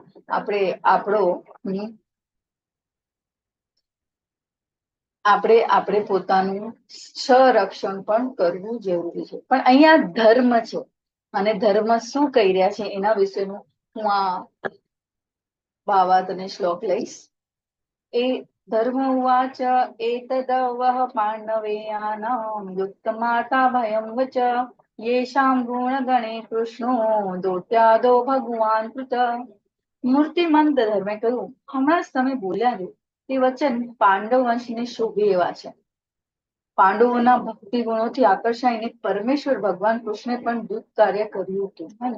ભગવાન કૃષ્ણએ પણ તેમના સંદેહવાહક, ભગવાન કોના સંદેહવાહક બને? ભગવાન પોતાના ભક્તોના સંદેહવાહક બન્યા. તો એના કર્મ કેવા? ભગવાનની શરણમાં, ભગવાને આપેલા આદેશોનું પાલન. તો એ શું છે? તો એ પાંડવ વંશને અનુકૂળ આવે એવું. તમારા ભાવા શિલા પ્રભુપાદ દ્વારા શિલા પ્રભુપાદની જય. મહારાજ પરીક્ષિતની ખાતરીઓ અને પડકારો એમના સાચા સામર્થ્યની જરા પણ અતિશયોક્તિ નથી. મહારાજે એમ પણ કહ્યું કે સ્વર્ગના દેવતાઓ પણ જો ધર્મ બંજકો હશે તો તેમના કડક શાસનમાંથી બચી શકશે નહીં. આ તેમનો જૂઠો ગર્વ નહોતો, કારણ કે ભગવાનનો ભક્ત ભગવાનના જેટલો જ કે કેટલીક વાર તો તેમની કૃપાથી તેમના કરતા પણ વધારે શક્તિશાળી હોય છે. અને ભક્તે આપેલું કોઈ પણ વચન તે પાળવાનું ગમે તેટલું મુશ્કેલ હોય તો પણ ભગવાનની કૃપાથી બરાબર પાડી શકાય છે. પોતાની શુદ્ધ નિર્મળ ભક્તિથી અને પૂર્ણ શરણાગતિથી પાંડવોએ સારથી બનવાનું ભગવાન માટે શક્ય બનાવ્યું. કેટલીક વાર તેમના સંદેશવાહક થવાનું પણ શક્ય બનાવ્યું. ભગવાને પોતાના ભક્તો માટે કરેલા આવા કાર્યો ભગવાન માટે આનંદદાયક હોય છે, કારણ કે ભગવાન પોતાના શુદ્ધ ભક્તોની સેવા કરવા ઈચ્છે છે. આવા ભક્તોના જીવનમાં પૂર્ણ પ્રેમ અને નિષ્ઠાથી ભગવાનની સેવા કરવા સિવાય બીજું કોઈ કામ હોતું નથી. અર્જુનના પૌત્ર અને ભગવાનના પ્રખ્યાત સખા સેવક મહારાજ પરીક્ષિત પોતાના પિતામહના જેવા ભગવાનના શુદ્ધ ભક્ત હતા, અને તેથી તેઓ જ્યારે નિરાધાર અવસ્થામાં માતાના ઉદરમાં હતા અને અશ્વત્થામાના બ્રહ્માસ્ત્ર વડે તેમના ઉપર હુમલો થયો હતો, ત્યારથી જ ભગવાન તેમની સાથે હતા. ભક્ત હંમેશા ભગવાનના રક્ષણમાં જ હોય છે, અને તેથી મહારાજ પરીક્ષિતે આપેલું રક્ષણનું વચન કદી નિરર્થક હોઈ શકે નહીં. ધર્મે આ વાતનો સ્વીકાર કર્યો અને પોતાની ઉત્કૃષ્ટ સ્થિતિને અનુરૂપ નિર્વાણો માટે રાજાનો આભાર માન્યો. અને આ ધર્મ કહે છે આપણે આપણા દુઃખોનું મૂળ કારણ જાણતા નથી. જ્યારે આપણે પણ પ્રભુપાદે પણ ખૂબ સરસ રીતે આપણે જ્યારે કર્મ વિશેનું જ્ઞાન મેળવ્યું ત્યારે જાણ્યું ને કે જે પણ આજની તારીખમાં આપણી સાથે જે થઈ રહ્યું છે એ શાનું કારણ છે? આપણે જ આપણા દુઃખોનું કારણ છે. આપણે જ આપણા દુઃખોનું કારણ કેમ? તો આપણે કરેલા કર્મોનું ફળ આપણે ભોગવી રહ્યા છીએ. અને આ ભવ બંધનમાંથી છૂટવું હોય તો આપણે શું કરવું જોઈએ? તો ભગવાનનું શરણ. પણ ભગવાનનું શરણ કેવી રીતના લેવું શક્ય છે? તો ભગવાનનું શરણ લેવું શક્ય ક્યારે બને છે? જ્યારે આપણે આપણા ગુરુના શરણે જઈએ છીએ. તો બધા જે દીક્ષાર્થીઓ દીક્ષા લેવાના છે એમની દ્રઢ નિશ્ચયતા સાથે ગુરુનું શરણ અને ગુરુની વાણીનું હે ને, વાણી જે ભગવાન ગુરુની જે વાણી છે એમણે આપેલા નિર્દેશોનું પાલન કર્યું અને આ જીવનનો ઉદ્ધાર કરવો, આ મનુષ્ય જીવન ઉદ્ધાર અને પ્રશ્નોનો જે આપણે જે કહીએ ને કે પ્રશ્નોનો ઉકેલ શું છે, ફક્ત ને ફક્ત એક જ છે, ગુરુએ ચીંધેલા માર્ગ પર ચાલવું અને ડિવોશનલ સર્વિસ, ભક્તિ કરવી અને ભક્તિ સાથે સેવા કરવી વેરી ઇમ્પોર્ટન્ટ. તો અહીંયા આપણે 20મો શ્લોક લેશું. કોઈને હેન્ડ રેઝ ના હોય તો હું કન્ટિન્યુ કરું રીડ કરવા માતાજી. હા માતાજી, કોઈનો હેન્ડ રેસ નથી માતાજી. હરે કૃષ્ણ. અપ્રત્રયાત અનિર્દયાશાત ઇતિ કેશુ અપિ નિશ્ચય અત્રાનુરૂપમ રાજસ્ય વિમુષ સ્વમનીષયા, પોતાની બુદ્ધિથી. બીજા પણ કેટલાક અનુવાદ વાંચું છું. બીજા પણ કેટલાક વિચારો તો એમ માને છે કે વાદથી દુઃખનું કારણ જાણી શકાય નહીં, કે કલ્પનાથી પણ તે જાણી શકાય નહીં, કે શબ્દોમાં તે વર્ણવી શકાય નહીં. તે રાજશ્રી તમારી પોતાની બુદ્ધિથી આ બધી વાતોનો વિચાર કરીને તમારો નિર્ણય કરો. ભાવાર્થ શિલા પ્રભુપાદ દ્વારા શિલા પ્રભુપાદની જય. વૈષ્ણવ ભક્તો એમ માને છે કે ઉપર જણાવ્યા મુજબ ભગવાનની મરજી વિના કંઈ બની શકતું નથી.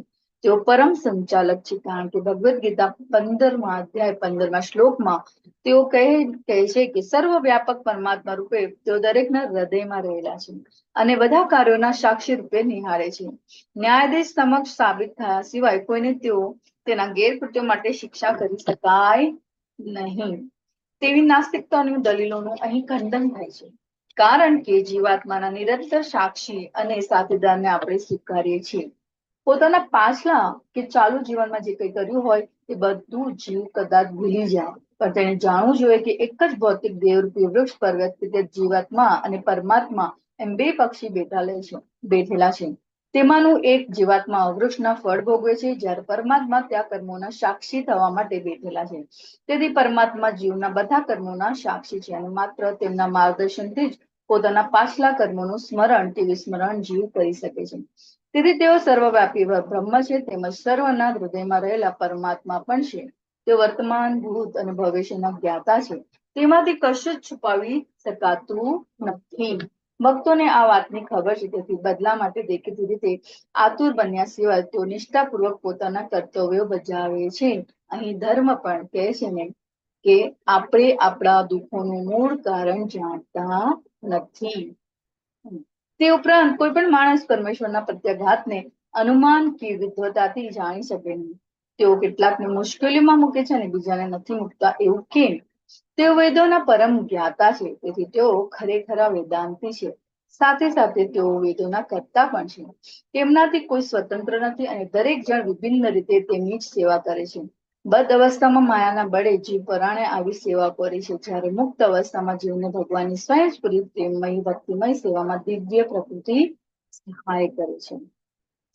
પરમેશ્વરના કર્મોમાં અસંગતિ હોતી નથી. બધા કર્મો પૂર્ણ સત્યના પંથે હોય છે. ભીષ્મદેવે ભગવાનના અકલ્પ્ય કાર્યોનો સાચો અંદાજ બાંધ્યો હતો. સારાંશ, મહારાજ પરીક્ષિત એક આદર્શ રાજા છે એ વાત સિદ્ધ કરવા માટે ધર્મ અને ધરતીના દુઃખોનું આયોજન થયું હતું, કારણ કે ગો બ્રાહ્મણનું રક્ષણ કરવાનું તેઓ સારી રીતે જાણતા હતા. ગાયો અને બ્રાહ્મણો એ આધ્યાત્મિક વિકાસના બે આધાર સ્તંભો છે. દરેક જણ ભગવાનના પૂર્ણ નિયંત્રણમાં છે.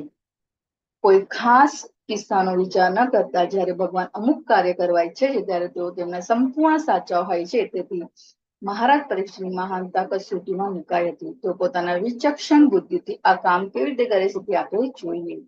અહીંયા ગાયો અને બ્રાહ્મણ ખૂબ આપણા આધ્યાત્મિક વિકાસના બે આધાર સ્તંભો છે. હવે આગળ વધીએ.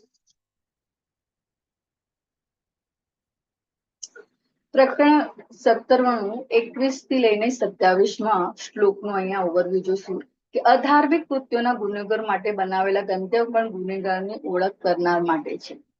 સત્યના યુગમાં તમારા 4 પગ જેવી રીતના બળદના તક, સ્વચ્છતા, દયા અને સત્યતા 4 સિદ્ધાંતો દ્વારા સ્થાપિત થયા. અપક્ષિત નીચલા વર્ગના માણસો અથવા પીડિતોને બચાવવાની મહત્વકાંક્ષાઓ વિનાના પુરુષો શક્તિ દ્વારા શાસકના પદ પર કબજો કરે છે.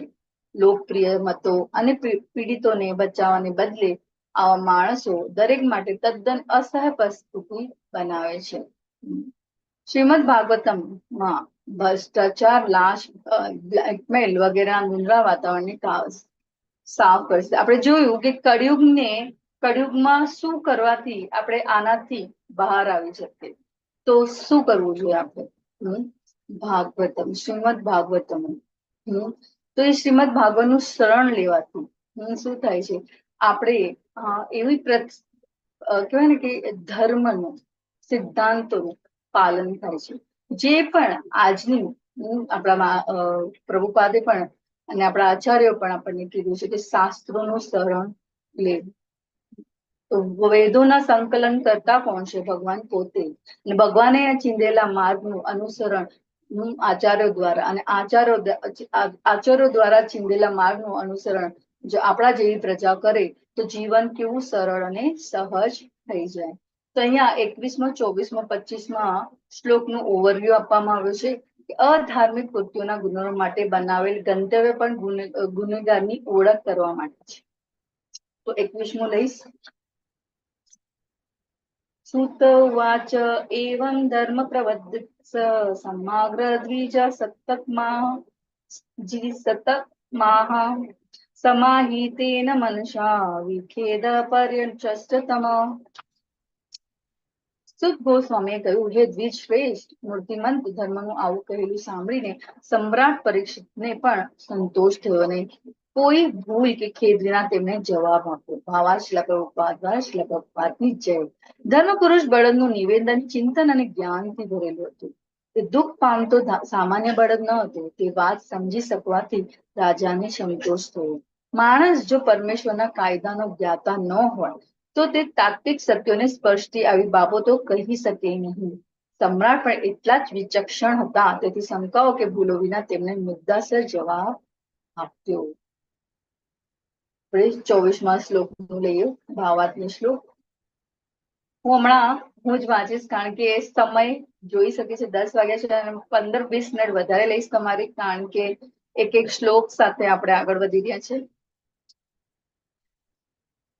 તપ શોચ દયા સત્યમિતિ પાદાહ કૃતે કૃતાઃ અધર્મા શત્રુ ભગ્નાઃ સમંગ સ્મય સંગ સ્મદયિત્વ. અનુવાદ: સત્ય, યુગમાં તપ, શુદ્ધિ, દયા અને સત્યના 4 સિદ્ધાંતો વડે તમારા 4 પગ સ્થાપિત થયેલા હતા. પણ એમ દેખાય છે કે ગર્વ, સ્ત્રી સંગ અને નશાખોરીને એ 3ના રૂપમાં દેખાતા વ્યાપક અધર્મને લીધે તમારા 3 પગ નષ્ટ થઈ ગયા છે. સત્યના યુગમાં તમારા 4 પગ છે ને. સત્યયુગમાં શું હતો? 4 પગની સ્થાપના હતી.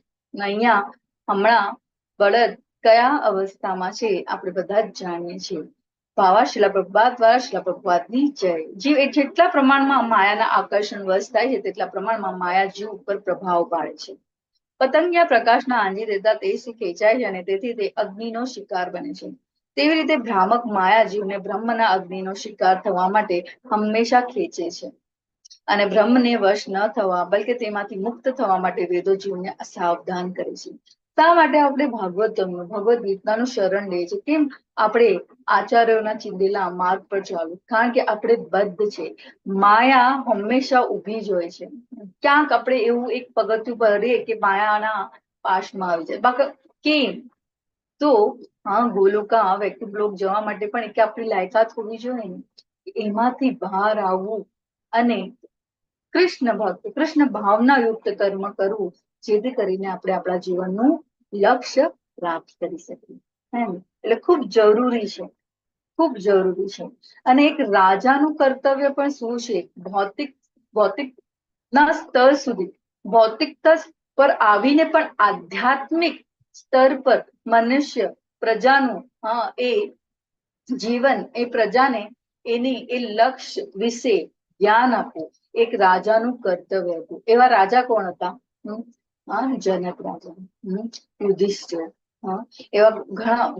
એમણે શું કર્યું? એમણે એમના પ્રજાઓને ભૌતિક સ્તર સુધી લાવીને પણ આધ્યાત્મિક જીવન કેવી રીતના જીવવું અને પોતાના જીવનનું લક્ષ્ય કેવી રીતના પ્રાપ્ત કરવું એવું જ્ઞાન.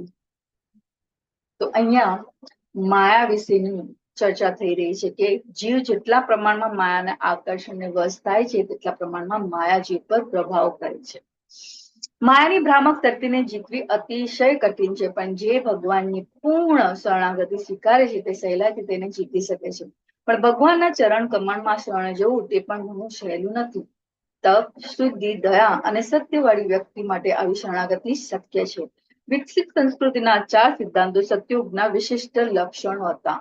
એ યુગમાં દરેક મનુષ્ય ખરી રીતે શ્રેષ્ઠ કક્ષાનો બ્રાહ્મણ હતો અને જીવનની આશ્રમ વ્યવસ્થામાં તે સૌ પરમહંસો એટલે કે સંન્યાસ શાસ્ત્રની સર્વોત્તમ કક્ષાનો સાંસ્કૃતિક સ્થિતિ મનુષ્ય માયાનો આધીન હતા. આવા પ્રબળ ચારિત્ર્યવાળા મનુષ્ય માયાના ફંદામાંથી છૂટી જવા જેટલા સક્ષમ હતા. પરંતુ ધીરે ધીરે તપ, શુદ્ધિ, દયા અને સત્ય જેવા બ્રાહ્મણ સંસ્કૃતિના મૂળભૂત સિદ્ધાંતો ગર્વ, સ્ત્રીસમ અને નશાખોરીનો જે પ્રમાણે વિકાસ થતો ગયો તે પ્રમાણમાં નબળા પડતા ગયા અને મુક્તિનો માર્ગ માનવ સમાજથી દૂર સરકી ગયો. કલયુગના વિકાસની સાથે સાથે લોકો અભિમાની, સ્ત્રીઓ પ્રત્યે આસક્ત અને નશાખોર થતા જાય છે. કલયુગના પ્રભાવ કરીને એક મુફલિસ માણસ પર પોતાની પાયનું અભિમાન કરે છે. પુરુષોમાં મનને વશ કરવા માટે સ્ત્રીઓ વિશેષ રૂપે આકર્ષક વસ્ત્રો પરિધાન કરે છે અને માણસો મદ્યપાન, ધૂમ્રપાન, ચા પીવી અને તમાકુ ખાવી વગેરે વ્યસની બનતા જાય છે. આ બધી કુટેવો અથવા સંસ્કૃતિનો કહેવાતો વિકાસ બધા અધર્મના મૂળ કારણ છે અને તેથી ભ્રષ્ટાચાર, લાંચ, રૂશ્વત અને સંગાવાદને અટકાવવાનું શક્ય નથી. આમ કાયદા અને પોલીસની દેખરેખથી માણસ આ બધા અનિષ્ટોને અટકાવી શકે નહીં, પણ યોગ્ય દવાથી એટલે કે તપ, શુદ્ધિ, દયા અને સત્યના સિદ્ધાંતોથી તે મનની બીમારીને દૂર કરી શકે છે. આધુનિક સંસ્કૃતિ અને આર્થિક વિકાસ ગરીબી અને અછતથી એક નવી પરિસ્થિતિનું નિર્માણ કરી રહ્યા છે.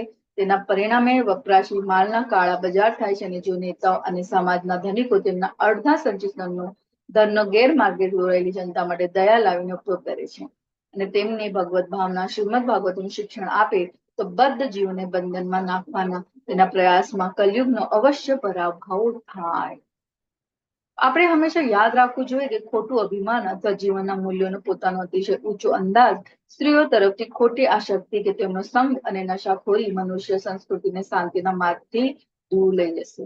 પછી દુનિયામાં શાંતિ માટે લોકો ભલે ગમે તેટલી બૂમો પાડતા હોય, ભાગવતમના સિદ્ધાંતોને ઉપદેશ આપવાથી લોકો આપમેળે આંતરબાહ્ય શુદ્ધ, દુઃખી પ્રત્યે દયાળુ અને રોજના વર્તનમાં સત્યશીલ બનશે. માનવ સમાજમાં દોષોને સુધારવામાં આ જ રસ્તો છે. આ દોષો વર્તમાન સમયમાં ખૂબ પ્રબળ બનતા જાય છે. ખૂબ જરૂરી છે. આ સતયુગમાં કેવી રીતના સ્તંભ એકદમ સક્ષમ મનુષ્ય કેવા હતા, પરમહંસ. અને આજની કળિયુગમાં આપણી પરિસ્થિતિ, આપણી સ્થિતિ, આપણી માનસિકતા કેવી છે? પણ જ્યારે આપણે ભાગવતમનું શરણું લઈએ છીએ, ગુરુનું શરણું લઈએ છીએ, ત્યારે આ વાતાવરણને કેવી રીતના આપણે શુદ્ધ કરી શકીએ? એવા શુદ્ધ કરવા આપણે ખબર છે, આપણે બધાને ખબર છે કે 100% નોટ પોસિબલ, પણ પ્રયત્ન કરવા ખૂબ જરૂરી છે. તો અહીંયા આ આંતરબાહ્ય શુદ્ધ, દુઃખી પ્રત્યે દયાળુ અને રોજના વર્તનમાં સત્યશીલ, આ કોણ છે? આ કોના લક્ષણ છે? આ ભક્તના લક્ષણ છે. અને આ ભક્ત જ, શુદ્ધ ભક્ત જ આ શક્ય કરી શકે છે. અને આ શુદ્ધ ભક્ત શ્રીલ પ્રભુપાદ દ્વારા આપેલા આ ભાવાર્થને જ્યારે આપણે આત્મસાત કરીએ અને એમની વાણીને આવતા હમણાં આપણે બધા જાણીએ છીએ કે ભગવદ ગીતાના ક્લાસમાં કેવી રીતના આપણને લાભ મળ્યો, એ રીતના આ વાણીનો પ્રચાર કરીને આપણે પણ થોડું એક અંશ જેટલું પણ કોઈ કરી શકતા હોય તો જરૂર કરવું જોઈએ. તો અહીંયા શ્રીમદ ભાગવતમના દ્વારા આપણા હૃદયમાં શું પરિવર્તન આવે છે એના અહીંયા જે એનું શરણ લે છે તો ભ્રષ્ટાચાર, લાંચ, બ્લેકમેલિંગ, આ ધૂંધળા વાતાવરણને શું કરે છે? શુદ્ધ કરે છે. આગળ વધીએ 28 થી 41 શ્લોક. મહારાજ પરીક્ષિતે કલીના વ્યક્તિત્વને મારવા માટે પોતાની તીક્ષ્ણ તલવાર ઉપાડી જે સર્વ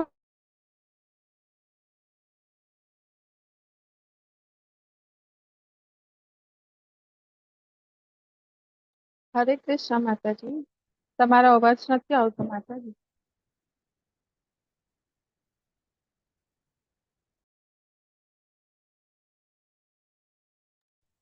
હરે કૃષ્ણ માતાજી. હેન્ડ રેસ કરો માતાજી, કદાચ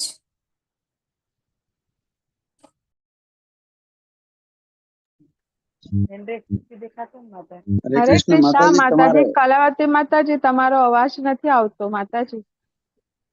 હરે કૃષ્ણ. માતાજી તમે મ્યુટ છો, મ્યુટ છો.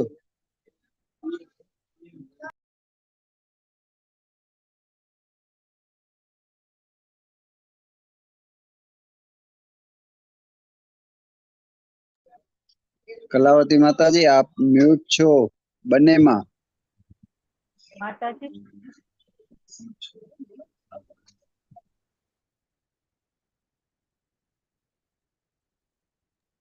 હરે કૃષ્ણ માતાજી.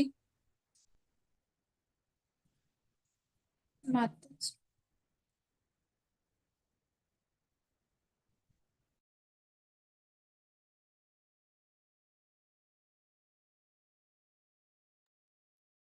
અટેન્ડન્સ લિંક્સ ભર દેજો ભાઈ, 10:15 થઈ ગયા છે. જી પ્રભુજી માતાજીને રિક્વેસ્ટ છે કે અટેન્ડન્સ ભરી દે.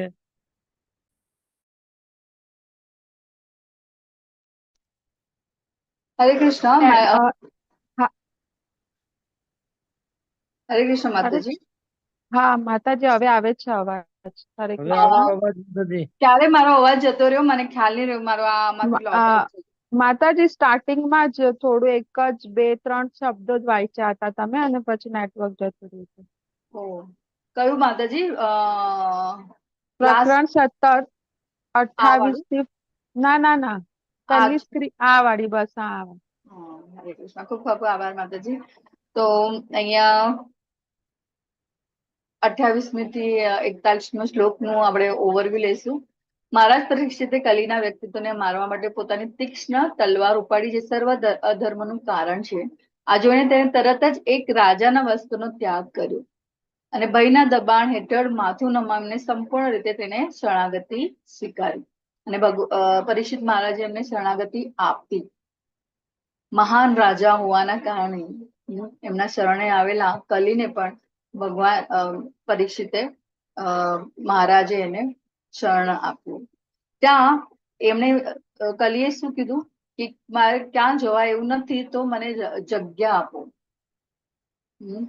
તો મહારાજ પરીક્ષિતે આ રીતે કલીના વ્યક્તિત્વ દ્વારા વિનંતી કરવામાં આવી હતી. તેમણે તેમને એવા સ્થળે રહેવાની પરવાનગી આપી હતી જ્યાં જુગાર, મદ્યપાન, વેશ્યાવૃત્તિ અને પ્રાણીઓની કતલ થતી હતી. અને હજી 5મું સ્થાન છે, એ છે સોનું.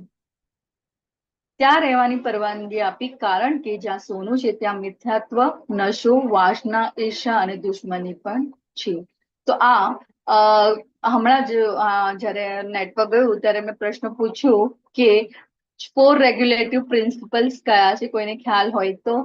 આમાં હમણાં આપણે વાંચ્યું પણ, તો કોઈ બોલી જાય. એ વેરી ઇમ્પોર્ટન્ટ. આ 4 રેગ્યુલેટિવ પ્રિન્સિપલ્સ હંમેશા આપણે દીક્ષા લેતા હોય ત્યારે આપણને બોલવાના હોય છે. જી માતાજી. માંસાહાર, વ્યસન, જુગાર, વ્યભિચાર ચોથું. સોરી યાદ નહીં આવતું એમ મોઢે છે પણ. હરે કૃષ્ણ. ખૂબ આભાર.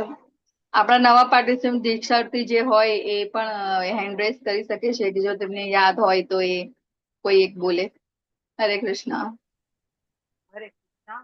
માંસાહાર ન કરવું, અવ્યવહારિક સંબંધો ન રાખવા, નશો ન કરવો અને જુગાર ન રમવું. હરે કૃષ્ણ. ખૂબ સરસ. અને હરે કૃષ્ણ. ખૂબ આભાર માતાજી. તો આ રીતે અહીંયા આપણે ઓવરવ્યુ લઈએ. 28મો શ્લોક ને હમણાં હવે આપણે મીટિંગ 12 મિનિટ છે, એમાં હું ઓવરવ્યુ લઈ લઉં. આખો અધ્યાયમાં છે 28, 35મો અને 39 અને 41મો શ્લોક. નો અનુવાદ લઈશું અને ડિસ્કશન કરીને પછી હું રજા લઈશ અને તમારો સમય હું વધારે નહીં લઉં. તો 28મો શ્લોક છે ઇતિ ધર્મ મહિં ચેવ સ્નાત્વયિત્વા મહારથ નિશાતમાદેદ ખંડ કલેય ધર્મ અધર્મ હેત. જો એકલી હાથે 1000 દુશ્મનોનો સામનો કરી શકતા હતા તે મહારાજ પરીક્ષિતે આવી રીતે ધર્મ અને ધરતીને સાંત્વન આપ્યું. પછી તે સગળા અધર્મનું કારણ છે તેવા કલીને મારવા માટે તેમણે તીક્ષ્ણ ખંડ હાથ ધર્યો.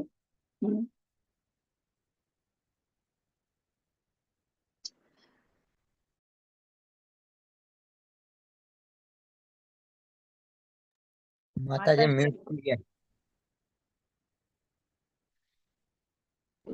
મ્યુટ છો માતાજી. હા,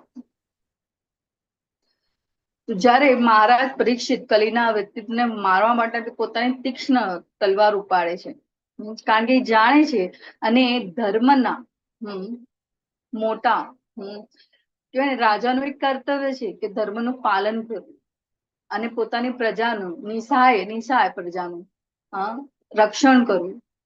તે એ તલવાર ઉપાડે છે અને જ્યારે જાય છે ત્યારે અહીંયા કલયુગના કૃત્ય પ્રત્યે ઉદાસીન બનવું ન જોઈએ. કોણ? તો રાજા પરીક્ષિત પણ પોતાનું એ પગલું ભરી રહ્યા છે અને આવા એને મૃત્યુદંડ આપવા માટે તૈયાર થાય છે, કારણ કે પોતે જે કોના વંશજ હતા? પાંડવોને. અને કોના ભક્ત હતા? કૃષ્ણ. ને ધર્મનું પાલન કરવું પોતાનું પહેલું કર્તવ્ય છે. તો કલીના કર્મોને રોકવા એ રસ્તો છે. અહીં મહારાજ પરીક્ષિત એની ઉપર એ તલવારથી એના માટે શું કરી રહ્યા છે? એનો કાર્ડ. અને ત્યાં જ કલી શું કહે છે એ શું કરે છે કે જ્યારે કલીને ખબર પડી કે રાજા તેની મારવા ઈચ્છતો હતો ત્યારે તેને તરત જ રાજાનો પોશાક તજી દીધો અને ભયવિહ્વલ બનીને મસ્તક નમાવીને સંપૂર્ણપણે તેમના શરણે આવ્યું. 35મા શ્લોકમાં જઈએ આપણે.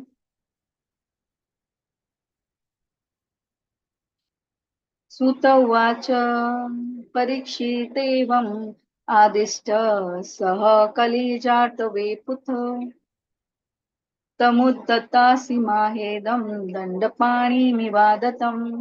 શ્રી ગોસ્વામીએ કહ્યું, મહારાજ પરીક્ષિત વડે આવી રીતે આદેશ પામેલો કલી ભયથી કાપવા લાગ્યો. પોતાની સમક્ષ યમરાજ જેવા રાજાને પોતાને મારી નાખવા માટે તૈયાર ઉભેલા થઈ જોઈને કલીએ રાજાને આ પ્રમાણે કહ્યું. કલી ઉવાચ યત્ર ક્વ વાથ વત્સામિ સાર્વભૌમ ત્વવાજ્ઞયા લક્ષ્યે તત્ર તથાપિ વામતેષુ શરાસનમ. કે રાજન, આપની આજ્ઞાથી જો કે હું ગમે ત્યાં રહીશ તો પણ હું જ્યાં નજર કરીશ ત્યાં ધનુષ્ય બાણ ધારણ કરેલા એવા આપને જ જોઈશ. 39મો શ્લોક લઈશું. હરે કૃષ્ણ. મોના માતાજી રીડ કરશો તમે? હરે કૃષ્ણ માતાજી, મારે અહીંયા છે ને બેકગ્રાઉન્ડમાં બહુ જ વોઇસ છે એટલે નહીં થાય. ઓકે. માનસી માતાજી હેન્ડ રેઝ કર્યો હતો પછી. હા માતાજી, માનસી માતાજી રીડ કરી શકો છો. 39મો શ્લોક. 39મો શ્લોક. હરે કૃષ્ણ માતાજી, પણ મારા પાસે ભાગવતમ નથી. હરી બોલ. કઈ વાંધો નહીં માતાજી. કુમુદ માતાજી હરે કૃષ્ણ. શ્રી કૃષ્ણ માતાજી, સ્વાગત કરો. 39 મને માતાજી. જી જી. હા.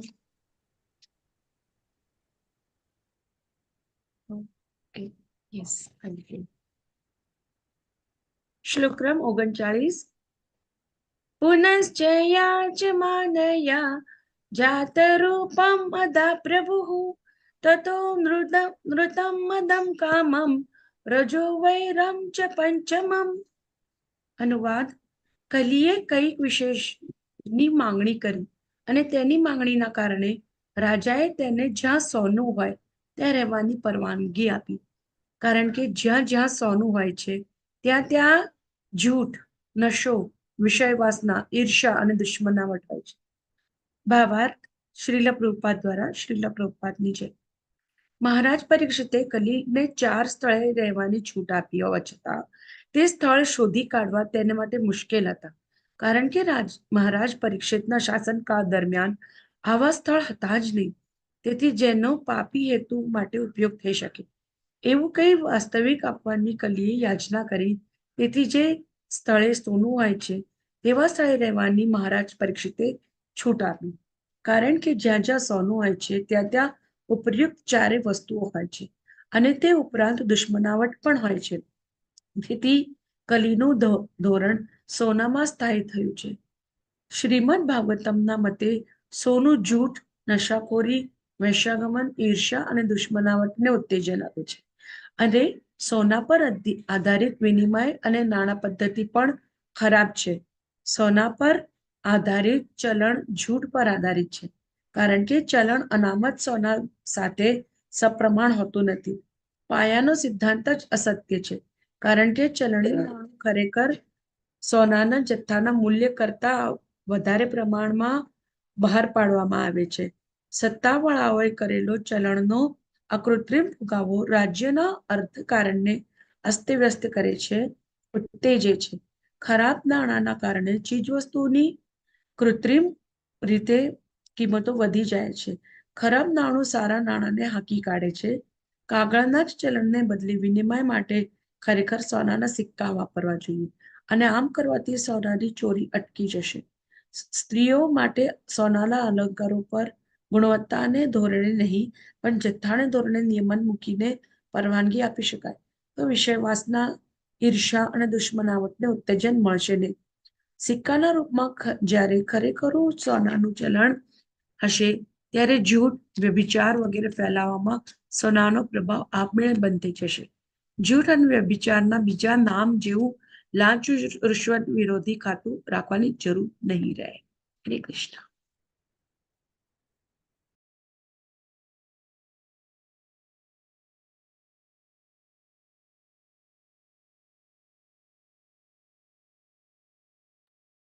હરે કૃષ્ણ. હરે હરે કૃષ્ણ. કૃષ્ણ.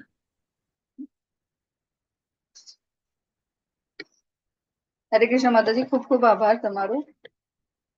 આ જોઈને તરત જ શું કર્યું, કલીએ પરીક્ષિત મહારાજનું શરણ લીધું કે હવે તો એને જગ્યા માંગી કે હું ક્યાં રહું. તો આપણે જોયું 4 રેગ્યુલેટરી પ્રિન્સિપલ સાથે સાથે એક 5મી જગ્યા આપવામાં આવી, સોનું. કારણ કે પરીક્ષિત મહારાજના શાસનકાળમાં આ 4 જગાઓ શોધવી ઘણી મુશ્કેલ એટલે હતી જ નહીં. તો હવે તો મહારાજ પરીક્ષિતે આ રીતે કલીના વ્યક્તિત્વ દ્વારા વિનંતી કરવામાં આવી હતી. તેમણે તેમને એવા સ્થળોને રહેવાની પરવાનગી આપી હતી જ્યાં જુગાર, મદ્યપાન, વેશ્યાવૃત્તિ અને પ્રાણીઓની કતલ થતી હતી.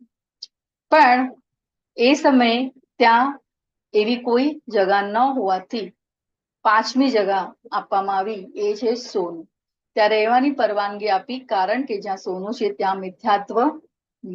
આપણે હમણાં પ્રભુપાદે આપેલા ભાવાર્થને વાંચ્યા કે મિથ્યાત્વ, નશો, વાસના અને ઈર્ષા અને દુશ્મની પણ આજે આપણે જોઈ શકીએ છીએ કે ઈર્ષા એવો ભાવ છે જ્યાં દુશ્મનાવટ, પૈસા માટે કોઈની પાસે કોઈ વધુ હોય એમાં પણ આપણે કહીએ ને કે it is naturally V feel, આપણને આ ભાવ આવી જાય. સો આનાથી જે વ્યભિચાર, દુશ્મનવાટ, મિથ્યા અહંકાર આવે ત્યારે એ શું થાય, ત્યારે એ મનુષ્યને ક્યાં લઈ જાય છે, એ એના જ પતનનું કારણ બને છે. અને કળિયુગની આ એક નિશાની આપણે પણ એને અનુભવી શકીએ છીએ. તો આગળ વધીએ. આગળ તો 42 થી 45માં શ્લોકમાં, 41માં શ્લોક રહી ગયો, એ પણ વધારે ઇમ્પોર્ટન્ટ છે, તો એને પણ ડિસ્કસ કરી લઈએ. કે અહીંયા 41માં શ્લોકનો હું અનુવાદ લઈશ. તેથી જે કોઈ કલ્યાણની આશા રાખતો હોય તેને ખાસ કરીને રાજાઓ, ધર્મપુરુષ, લોકનાયકો, બ્રાહ્મણો અને સંન્યાસીને ઉપયુક્ત 4 અધર્મ કદી સેવા જોઈએ નહીં. તો અહીંયા કલીને 5 સ્થળોની રહેવાની પરવાનગી આપી એ આપણે જોયું. હવે આપણે છે કે અહીંયા 41માં શ્લોકમાં ધર્મ ઉપદેશો અને બ્રાહ્મણો કેવા હોવો જોઈએ, એમની ગુણ અને લાયકાતો શું હોવા જોઈએ, હા, અને એમણે શું ટાળવું જોઈએ, એ 41માં શ્લોકના ભાવાર્થમાં પ્રભુપાદે ખૂબ સરસ રીતે સમજાવ્યું છે. એને ઓવરવ્યુ લઈએ કે ધર્મ ઉપદેશ અને બ્રાહ્મણોએ સત્યશીલ હોવું જોઈએ. સંન્યાસીઓએ અને આધ્યાત્મિક ગુરુઓએ કેવું હોવું જોઈએ, તો એમણે વ્યભિચાર ન કરવો જોઈએ. અને રાજાઓ અને લોકનાયકોએ પ્રજાની ભૌતિક કલ્યાણ માટે પ્રજાઓ માટે કામ કરવું જોઈએ. અને એ કેવું કામ હોવું જોઈએ, તો એમની 4 જે આપણને છે ને મદ્યપાન, જુગાર, વેશ્યાવૃત્તિ અને પ્રાણીઓની શું કરવું જોઈએ, રક્ષણ. વેશ્યાવૃત્તિ, મદ્યપાન અને જુગાર એ સશક્ત જે રાજા હોય, જે કારભારી હોય, જે શાસક હોય, એને એમની પ્રજાનું તેનાથી રક્ષણ કરવું જોઈએ. અહીંયા એના માટે આ 41માં શ્લોકમાં આપણને એ રીતે સમજાવવામાં આવ્યું છે. તો અહીંયા આપણે લઈએ 42માંથી 45માં, 42, 43 અને 45માં શ્લોકમાં હા સંન્યાસી અને નેતાઓ માટેના ઉચ્ચ ધોરણો નક્કી કરવામાં આવે. તો કેવી રીતના, તો તે પછી ધર્મ પ્રવૃત્તિના અનુવાદ વાંચીશ. મહાભાગવાન ચક્રવર્તી મહારાજ પરીક્ષિત, જેમને મહારાજ યુધિષ્ઠિર પોતે જયારે નિવૃત્ત થઈને વનમાં જવા ઈચ્છા કરી ત્યારે હસ્તિનાપુરનું રાજ્ય સોંપ્યું હતું. તે કુરુવંશોના સુકાર્યોથી યશસ્વી થવાને લીધે અત્યારે સફળતાપૂર્વક દુનિયા પર શાસન કરે છે. 43માં અને 44માં શ્લોકનું આપણે ઓવરવ્યુ લેશું. નેમિરાશ્યના ઋષિઓએ આદરેલા દીર્ઘ યજ્ઞ મહોત્સવ મહારાજ પરીક્ષિતના અવસાન પછી થોડા સમય બાદ શરૂ થયા હતા. આ યજ્ઞ 1000 વર્ષ સુધી ચાલવાનો હતો. એમ સમજાય છે કે પ્રારંભમાં ભગવાન કૃષ્ણના જ્યેષ્ઠ ભાઈ બલદેવના કેટલાક સમકાલીનોએ યજ્ઞ સ્થળની યાત્રા કરી હતી. કેટલાક વિદ્વાનોના મતે ભૂતકાળ પછીનો બહુ નજીકનો સમયગાળો દર્શાવવા માટે પણ વર્તમાન કાળ વપરાય છે. એ અર્થમાં અહીં મહારાજ પરીક્ષિતના શાસન માટે વર્તમાન કાળ વપરાયો છે. સનાતન સત્ય માટે પણ વર્તમાન કાળ વાપરી શકાય. મહારાજ પરીક્ષિતના સિદ્ધાંત હજી પણ ચાલુ રાખી શકાય. જો સત્તાવાળાઓનો નિર્ધાર હોય તો માનવ સમાજને હજી પણ સુધારી શકાય. કેવી રીતના સુધારી શકાય, તો ભાગવતમ ના શરણે જઈને. જો સત્તાવાળાઓનો નિર્ધાર હોય તો માનવ સમાજને હજી પણ સુધારી શકાય જો આપણે મહારાજ પરીક્ષિતની માફક પગલા ભરવા કૃત નિશ્ચય હોય. તો કલીએ દાખલ કરેલા બધા અનીતિનો કર્મોને રાજ્યમાંથી નાબૂદ કરી શકાય છે. તેમણે કલીને અમુક જગ્યાએ ફાળવી આપી. વાસ્તવમાં કલીની દુનિયામાં આવી જગ્યાઓ બિલકુલ મળી શકતી નહીં, કારણ કે મહારાજ પરીક્ષિત એ જોવા માટે બરાબર સાવધાન હતા કે જુગાર, દારૂ, વ્યભિચાર અને પશુ વધતા સ્થળ હોય જ નહીં. આધુનિક વહીવટકર્તાઓ રાજ્યમાંથી ભ્રષ્ટાચાર નાબૂદ કરવા ઈચ્છે છે, પણ તેઓ મૂર્ખ હોવાથી એ કેવી રીતે થઈ શકે તે જાણતા નથી. તેમને જુગારખાનાઓ, દારૂ અને અન્ય માદક પીણાઓના ગૃહો, કૂટણખાનાઓ, હોટેલ, વ્યભિચાર અને સિનેમાગૃહ અને દરેક વેપાર ધંધાના જૂથના લાયસન્સ આપવા છે. અને સાથે સાથે રાજ્યમાંથી ભ્રષ્ટાચારને નાબૂદ પણ કરવો છે. તેમને રામ રાજ્ય જોઈએ છે, પણ ભગવત ભાવના જોઈતી નથી. બે પરસ્પર વિરોધી બાબતોનું સમાયોજન કરવાનું કેવી રીતના શક્ય બની શકે? જો આપણે ભ્રષ્ટાચારને નાબૂદ કરવો હોય તો સર્વપ્રથમ તો આપણે તપ, પવિત્રતા, દયા અને સત્ય જેવા ધર્મના સિદ્ધાંતોનો સ્વીકાર કરવા માટે સમાજને સંગઠિત કરવો જોઈએ. અને પરિસ્થિતિને અનુકૂળ બનાવવા માટે આપણે બધા જુગારખાના, મયખાના, વેશ્યાગૃહો અને અસત્યના ધામ બંધ કરી દેવા જોઈએ. શ્રીમદ ભાગવતમના આ કેટલાક વ્યવહારિક બોધપાઠો છે. એટલે કોનું શરણ? તો ભાગવતમનું શરણ. કોણ લઈ શકે? તો ભગવાનના ભક્તો. હા, અને કેવી રીતના આવી શકે? તો પ્રચાર અને વાણીનો પ્રચાર કરવાથી આપણને જે લાભ થયો એવો લાભ બીજાને મળે, એનું માધ્યમ બનીને જો આપણે કરીએ તો આ પરિસ્થિતિમાં આપણે બહાર આવી શકીએ છીએ. મહારાજ પરીક્ષિતને કલીની વૃદ્ધિ માટે રાખેલ તમામ ગેરકાયદેસોનું એકત્ર કર્યું અને શ્રીમદ ભાગવતની સૂચના મુજબ તેને સકીર્તન યજ્ઞમાં લગાવ્યું. અહીંયા પણ ખૂબ સરસ અહીંયા જે આપણે ચિત્રમાં જોયો છે પ્રભુપાદનો જે મંતવ્ય અહીંયા જોઈએ 3.10માં કે other yajnas prescribed in the Vedic literature are not easy to perform in this age of Kali. but the Sakirtan Yajna is easy and sublime for all purpose. સકીર્તન યજ્ઞ આપણે બધા જ જાણીએ છીએ કે કલયુગમાં કયું યજ્ઞ આપણને આપણા જીવનનું લક્ષ્ય અને આપણા મનને કેવી રીતના શુદ્ધ કરી શકે, તો સકીર્તન યજ્ઞ દ્વારા. અને જો આપણે રાજ્યમાંથી ભ્રષ્ટાચારને ભગાડવો હોય તો આપણે સૌ પ્રથમ સમાજને ધર્મના સિદ્ધાંતો જેમ કે સંયમ, સ્વચ્છતા, દયા અને સત્યતા સ્વીકારવા માટે સંગઠિત કરવું જોઈએ. અને પરિસ્થિતિને અનુકૂળ બનાવવા માટે આપણે જુગાર, દારૂ પીવાની તમામ જગ્યાઓ બંધ કરવી જોઈએ. હમણાં જ આપણે આના વિશે ચર્ચા આગળ જો કરીએ અને એ ચર્ચાઓનો અંત આવે એવો નથી.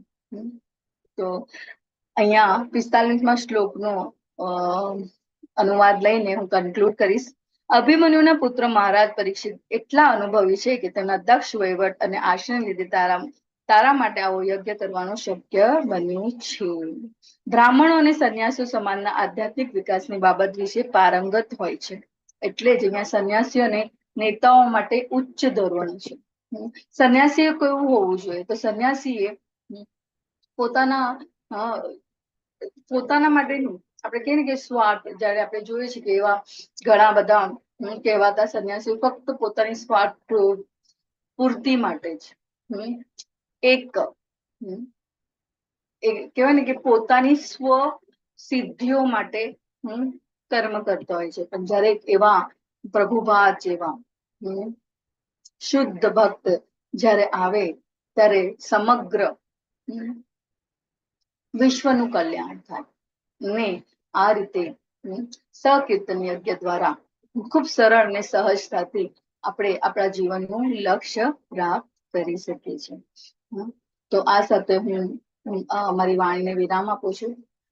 વાંછાત કલ્પતરુભ્યશ્ચ કૃપા સિંધુભ્યૈવ ચ પતિતાનાં પાવનેભ્યો વૈષ્ણવેભ્યો નમો નમઃ. અનંત કોટિ વૈષ્ણવ વૃંદ કી જય. જય શ્રી પ્રભુપાદ. હરે કૃષ્ણ કૃષ્ણ કૃષ્ણ હરે હરે, હરે રામ રામ રામ હરે હરે. ખૂબ ખૂબ આભાર તમારો બધાનો, તમારો સમય આપવા માટે. હરે કૃષ્ણ, ધન્યવાદ હરે માતાજી. કૃષ્ણ.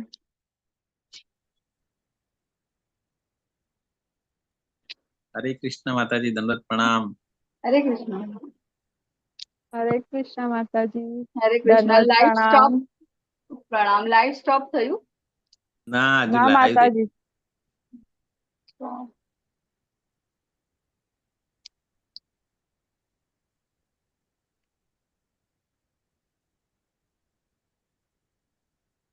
માતાજી હું તમને હોસ્ટ કરું છું, તમે સ્ટોપ કરો તમારા ત્યાંથી, મારા એન્ટ્રી થઈ નથી રહ્યું. મંદાકિની માતાજી. હા માતાજી, હું ટ્રાય કરીશ.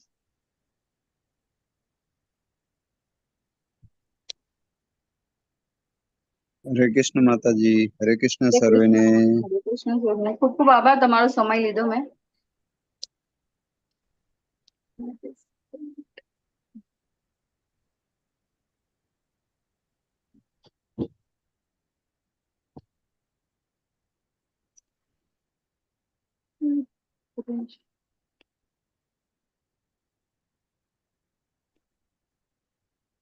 માતાજી તમે ટ્રાય કરો છો કેવી રીતનું થાય છે? મને અહીંયાથી તમારે માતાજી કો હોસ્ટ જ કરી શકશે. હા.